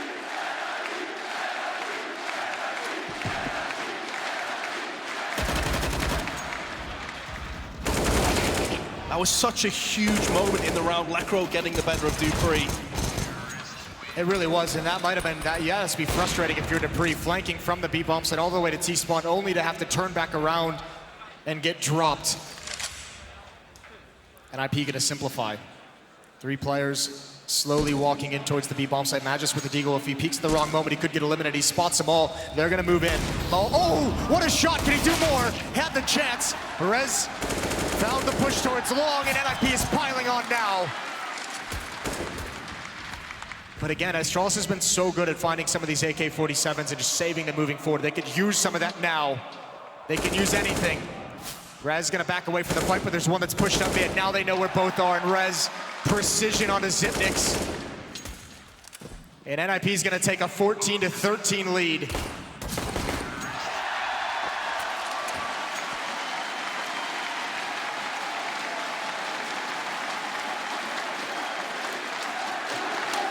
We are going the distance at the business end of the second map. Nip are shining bright. Astralis can buy. They need to prioritize whether they want the AWP, which you'd expect they do, but in doing so, it's going to drop them down to very few grenades. Device has no armor either. They know how desperate this scenario is. It's their final timeout. They've used all four in regulation. They'll have none going into overtime. This timeout needs to be everything. This timeout needs to give them a game plan for 3 rounds. It all starts with this one. No kits, Jason. No kits, no armor on Device. Nip have been getting onto bomb sites consistently. Will that force Astralis' hand to play more aggressive, I wonder? For the time being on long, it seems to be the case, but Nip aren't interested. They're backing away, they're still at T-spawn. So the limited utility Astralis have, a lot of it's been tossed in long, and it's for absolutely nothing in return.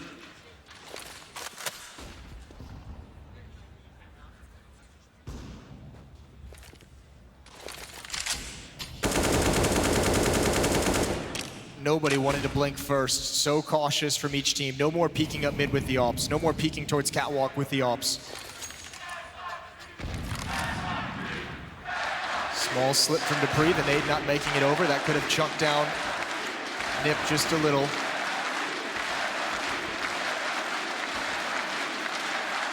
Forrest waiting for a peek. It's not going to come. 1 minute. The utility for Astralis, which has been so strong in this series, is starting to run low. 2 smokes, 2 flashes, and an HE. Some smokes now being deployed from NIP. Looking to initiate a response up catwalk. Flashbang in the eyes of Zipnix. Can't see anything. Now it has subsided. We've seen him in this position before, though, with a pistol.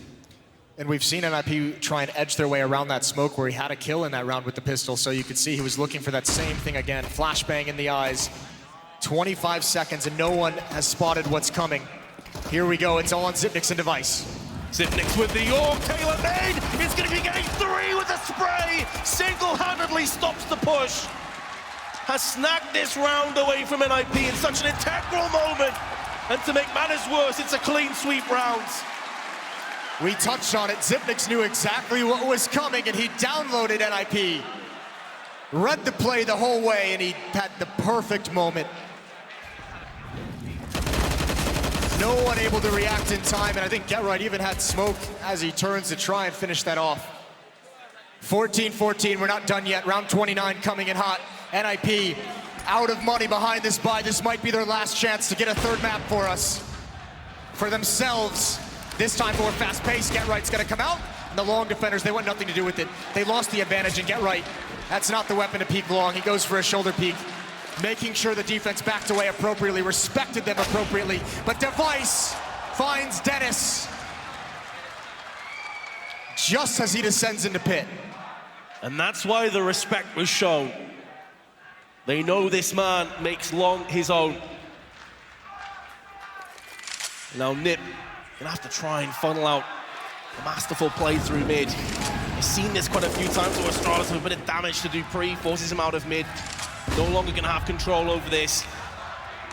Lekro can just spot Zipnix. He did, but that glimmer of a pixel is going to be the demise of Lekro Rez. Nip go from the pinnacle to the pit, and now Astralis looking to move 1 step closer to securing their position in the semi-finals. Clutch has many meanings, Vince, but you have to just respect the fact that Zipnix embodies all of them. These last 2 rounds, when Astralis has needed him to tie things up, to give them a lead, he's been spectacular with the AUG holding Astralis in this game.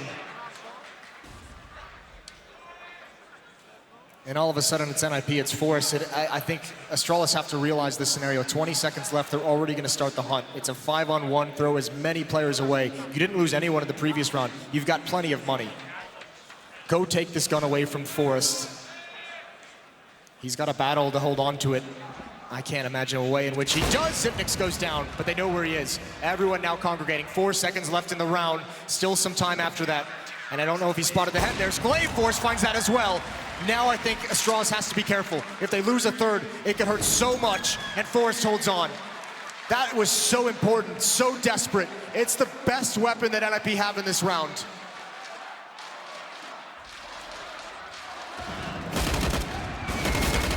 Unbelievable hold again from Zipnix with the AUG. As you say, he really has been the player they desperately required to step up, and he stepped up in a massive way. Last round of regulation. It could be the last round of the quarterfinals here at IEM Katowice. And NIP will have an AWP and some pistols. We saw NIP burn 2 timeouts in a row previously. You might just do it twice. This round is everything. This round is your life in the major. It's your life here in IEM Katowice.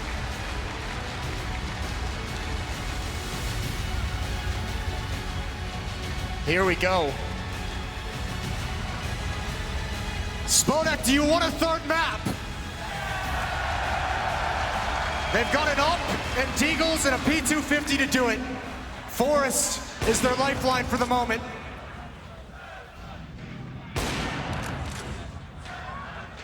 Very close on landing one of those shots on mid. Would have been the perfect start. This is where things are going to slow down somewhat, start to dwindle away for Nip. We've seen Lacro in rounds previously pull out some crazy 1-deeks. We know Rez has it within him to strike.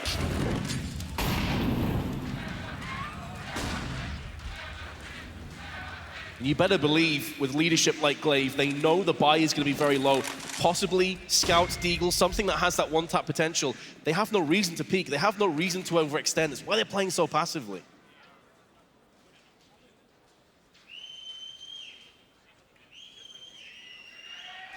They have utility to respond, as you said as well, so as soon as they have an idea of what's coming, NIP need to find a way with these pistols to get close, to close the gap.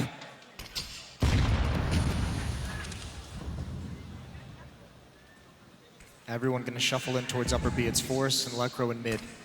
Smoke is gonna cover them for the moment, but Dupree wants to get aggressive. This could be so dangerous. Even if he gets the first pick, they could hunt him down. There's the shot, he gets away. No, he doesn't. He's tagged up, but Zipnix covers his retreat. That's from mid, and they found their way to the B bomb site. You still have Magus to deal with. Still so much to deal with. There he is, it's traded. A 2-on-3.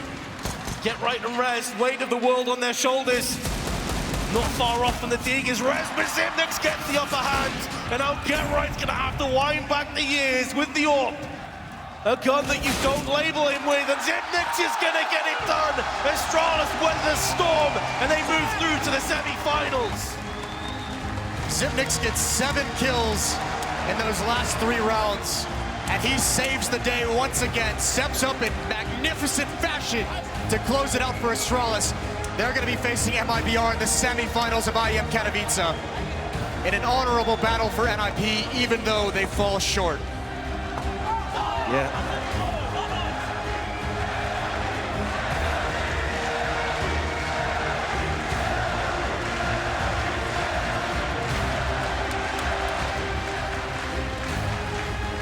And just a tremendous showing here from the Ninjas of Pajamas, who are all but written off on the back of the first map here, pushing Astralis around, pushing them to the test, showing that they can be beaten up a little bit, but ultimately the fight was won by Astralis. What an absolute contrast of 2 maps back to back. You see a pantsing in the first, and then you move on to Dust 2, and the fight of NIP, it didn't stop. They pushed Astralis. And as Jason mentioned, it was Zipnix having to step up in the late stages to get them across the line in a 2-0 fashion. That was the thing, right? Astralis playing a great game, but NIP definitely living up to what we expected from them. They were able to pressure Astralis down to the narrow. This could easily have gone OT, and this could easily have been a much closer affair. And you have to start to wonder there, if you're Astralis, where these cracks are starting to seep in. There was certainly an opportunity for NIP to battle back into this best of 3, albeit here on the second map. Well, you can see the dejection there on the outcome of it. NIP played like they had nothing to lose in that second half. Just the pure aggression, the pace from Dennis, you know, pushing straight up Cat, catching Astralis off guard, but you can see what it means right there. Get Right disappointed in the Spodek once more, and Astralis move forward to the semis. It was a team effort from NIP. Everyone stepped up. Everyone had a big play in this game from the NIP guys. You said it, Dennis coming with the pace, Forrest showing some of that old glamorous glimmer of his play style as well. Lecro having some good calls. Everything seemed to click for NIP. It just wasn't enough when Zipnix stepped up in the later stages of the game. That's right. Having come through that main qualifier itself, it was a long, long road here for the Ninjas of Pajamas.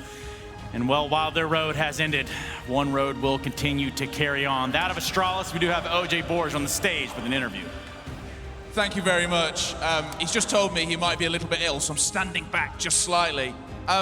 After that first map, that second one was squeaky bum time. Oh yeah, for sure. We didn't know that NIP actually could play us too, and they surprised us with that. So props to them, and they played amazing. At the end there, that was touch and go if we were going to a third map or not. Danny called the timeout at 14-13, and we had some wise words, and everything managed to go the way we wanted it after that.